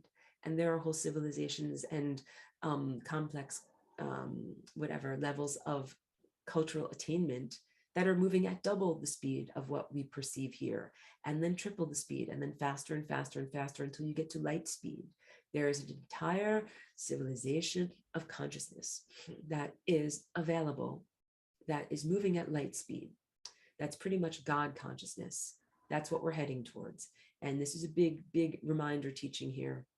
It absolutely loves us and has not abandoned us and wants us to be there and be home like right now, wants to be like I'm here, come home, I'm here. We need to get faster again in order to be a part of that world. So we are moving at this speed here. There's another civilization that's moving at this speed here. There's another civilization moving at this speed here. And then there's infinity. Then there's a civilization that is moving at the speed of light, of infinity, of everythingness. That is divinity. That is pure God. And that is what I would say is our home, where your true home, where you really came from. And that many times people that are here in the physicality, they're like, where is God? Why am I here? Like, why is it so hard to be here? Why can't I be someplace where, like, a sense of like separation, suffering, and wanting to be back together again with that beautiful, finer, more loving level of life. That beautiful, finer, more loving level of life absolutely wants us to rejoin with it. It means we have to raise our energy and our inner light metabolism to become faster and become light again. And that is literally what the ascension process is. As an individual, kind of realigning your chakras until you're at that ascended master individuality state, and all consciousness as a collective, that we all become click, moving at the speed of light, at infinity, and then we are all at that moment of coming homeness. And the moment of coming homeness is like a light switch that goes on inside of you, where you're like, aha, I am God. That's what it feels like. You're like, I remember I'm God. And all of these different organisms see, know, and feel the truth of that. That's what it is to get back to infinity.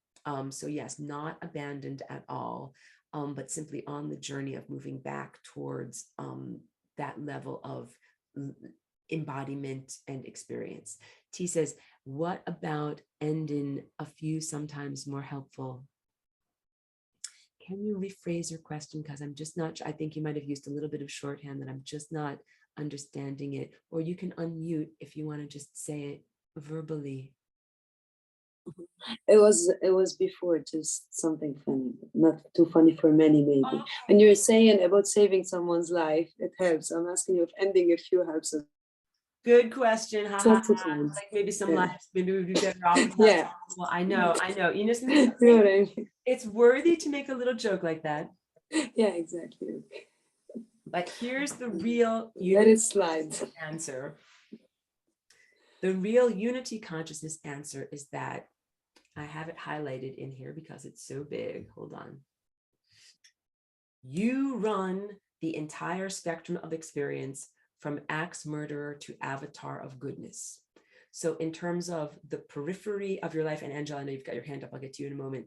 You have the peripheral lives, versions of you that are quite distorted, axe murderers, you know, whatever, shambling people that have no hope in their life, murderers and psychopaths. But that's actually you, a very, very super hugely distorted version of you. And in compassion, you have to kind of understand, like, what would it take to make me like a crazy psychopathic murderer, or, you know, shambling person on the side of the road, or any of these things?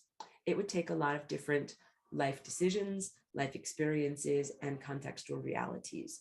So this is a way of comprehending that all of those different versions of self do have a purposefulness to them, that they end up being the integument or the support structure for the central core version of reality of who you are. all of those things had to happen in order for this center thing to remain as the eternal version of you. They're not random or arbitrary things that are these peripheral self states. They actually mean something, but they are temporary in the sense that they are temporal, not eternal. They don't come with you on the journey of light as you're emanated out of here. So even though it might seem, and I appreciate your lightheartedness very much, like, wouldn't it be easier if I got rid of either those people, those lives, or those versions of self? That it might seem like, yeah, like chuck them out the window. That's just going to make life a lot easier for all of us. However, in the interwoven tapestry of life, from the perspective of unity consciousness, those distorted lives are somewhat necessary in that they are life experiences that are moved through on the journey towards perfection, and they exist as a type of supporting scaffolding for the central version of self that is the corrected, divinely perfect version of self. Hold on a moment. I know I need to do a little bit more drinking. I'm struggling a little bit still with the end of like a little cold or a little something. And let me go to Angel. Thank you so much. Please unmute. Yes. Yeah, I know I'm too lazy to type, but I really got a lot out of this one because I've already done the whole course from the 2019.2, and yet I'm shocked at how each one still feels fresh and new somehow. So thank you for being able to make it nice and diverse. But the question that I don't even know if I can word this well, but I'm a bit of a geek in a few different directions, but sometimes we want to be self-aware, and I have played around with little tools. Just as an example, there's the David R. Hawkins 0 to 1,000 consciousness scale. So I play around and sense what's this, what's that. When you're talking about the fast rate, like we need to go faster, have you have any tools, or like not for competition, but for self-awareness purposes? Because I like to talk to people, and I'm kind of trying to blossom as someone who can actually have those conversations that would really give people the tools, because it's all about bringing awareness to the individual to do it themselves, right? Do you know what I'm asking? Does that make any sense? Are you wondering about what tools you Like help others to get faster, to help you get faster? Well, no, it's more about who's faster than others. But like there is such a thing as faster. It's kind of a physical thing, right? And like it's not so much about, but like being aware of how fast am I? Like I have a lot of trouble myself because I'm always trying to say, well, where am I at? Like what's going on? And you'd have all these different experiences and you learn. But now that you said, the way you said that just made me think, because I can vibe. If you ask the right question, you'll get the right answer, right? Absolutely. Do you have any way of figuring out like what's a good way for our own self-awareness purpose? Measuring? There's no judgment in asking this question. It's totally appropriate. It's like saying some people are super athletes that can run 100 miles. I have an online friend who does 100-mile runs, and some people are couch potatoes and they get out of breath just walking to the refrigerator. Okay, so it's totally appropriate to ask this also because in my experience, what I get when people are moving at a slower metabolic rate than me and I interact with them, I end up feeling drained or annoyed, or even sometimes I'll get like a terrible headache or terrible this or that. So here's a fun example. I was up in Oregon and I was staying with a friend, and the friend is a lovely high vibration person, but the community that they were in was like a relatively low vibration community, and they were having some kind of like a celebration, like Memorial Day or something like that. So we decided we were going out and see what it was, and it turned out to be like a monster truck rally where they were driving around monster trucks in the mud, and the mud splashes on everyone and they get everybody wet and dirty with mud. And as soon as we got there, I got an instant headache. And then like it was loud, it smelled like gasoline. I didn't like the way that the voice of the announcer sounded over the loudspeaker. I kind of couldn't deal with the entire feeling, the entire vibration of what was there. And so I just kind of politely was like I think I need to take my dog for a walk, which I often use that as like my polite excuse for like, this vibration is not right for me. I need to like get F out of here. That's kind of what you will feel when you are at a really different frequency level than another person or group of people. Your body might rebel. Sometimes I've also had like tummy ache, like all of a sudden I feel really nauseous and my tummy is like, wow, like I can't be here. And so that's often my inescapable bodily needs. I'm like, But there's I need to that find- vibratory rate, Say it again. like that vibratory rate Yeah. Yeah. There's a that like, I don't know how to, because I think one thing I've discovered in my experience is you kind of, on a 3D level, you might be doing less, and yet your vibratory rate might be 4 times as high as when you were doing all these physical things, running around all, you know, working a job and all that stuff. oh, well, that's a good question. That's kind of what I'm referring to. Like sometimes you slow down to speed up. That's what I'm kind of getting so from that's this. a beautiful question. That speaks to cultivation of energy field, and that speaks to focus of attention. So yes, cultivation of energy field. Each one of us has a coherent energy field around us. You get dispersed when you have to focus your attention on 10 million different things. So the way that you cultivate your energy field is by having a centering practice where you get to be in one time in one place at one time.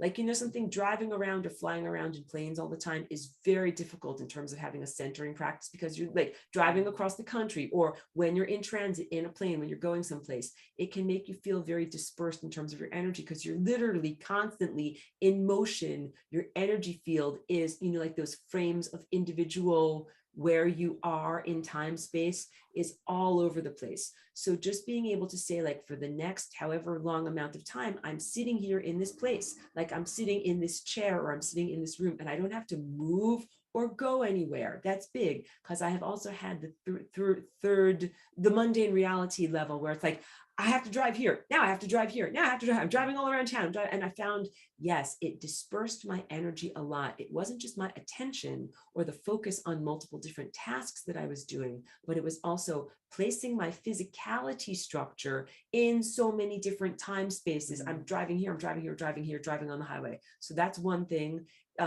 where you're placing your physicality.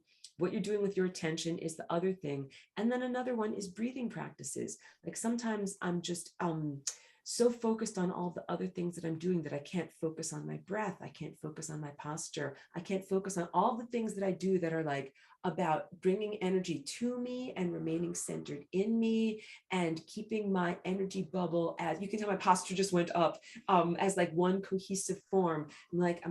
I'm typing on my computer, my brain goes over, like my eyes squint, my posture goes down like this, you know, all these different things that are part of the modern world that that it might be necessary to do a little bit activities to be able to be part of the mundane world of earning money, but that they kind of reduce the rate and the vitality at which you're going. So it might be truthful that times when you did less stuff in your life, or when you had fewer responsibilities on the mundane level, it was easier to cultivate a greater, faster energy bubble, because basically you didn't have to disperse your energy into all these different things. And another thing is emotional energy. Like when I've been in a type of job situation that was about caring for another person, something like being a babysitter or a nanny, even though you might not think that it's a very taxing thing to do, like you might just be sitting playing games with a child, it is a lot of energy, putting energy into another physical person, and a lot of attention and a lot of back and forth that is very, very different than just, let's say, if you were going to be assembling electronics, something totally impersonal, and you're going to do that for 5 hours. So that also can be, in a positive way, you're expending a lot of energy with a living presence, with a living person, but then that means that can be slowing you down, because you're taking your energy. If you do something like that, you have to take time to then get back up to speed, like take time for yourself.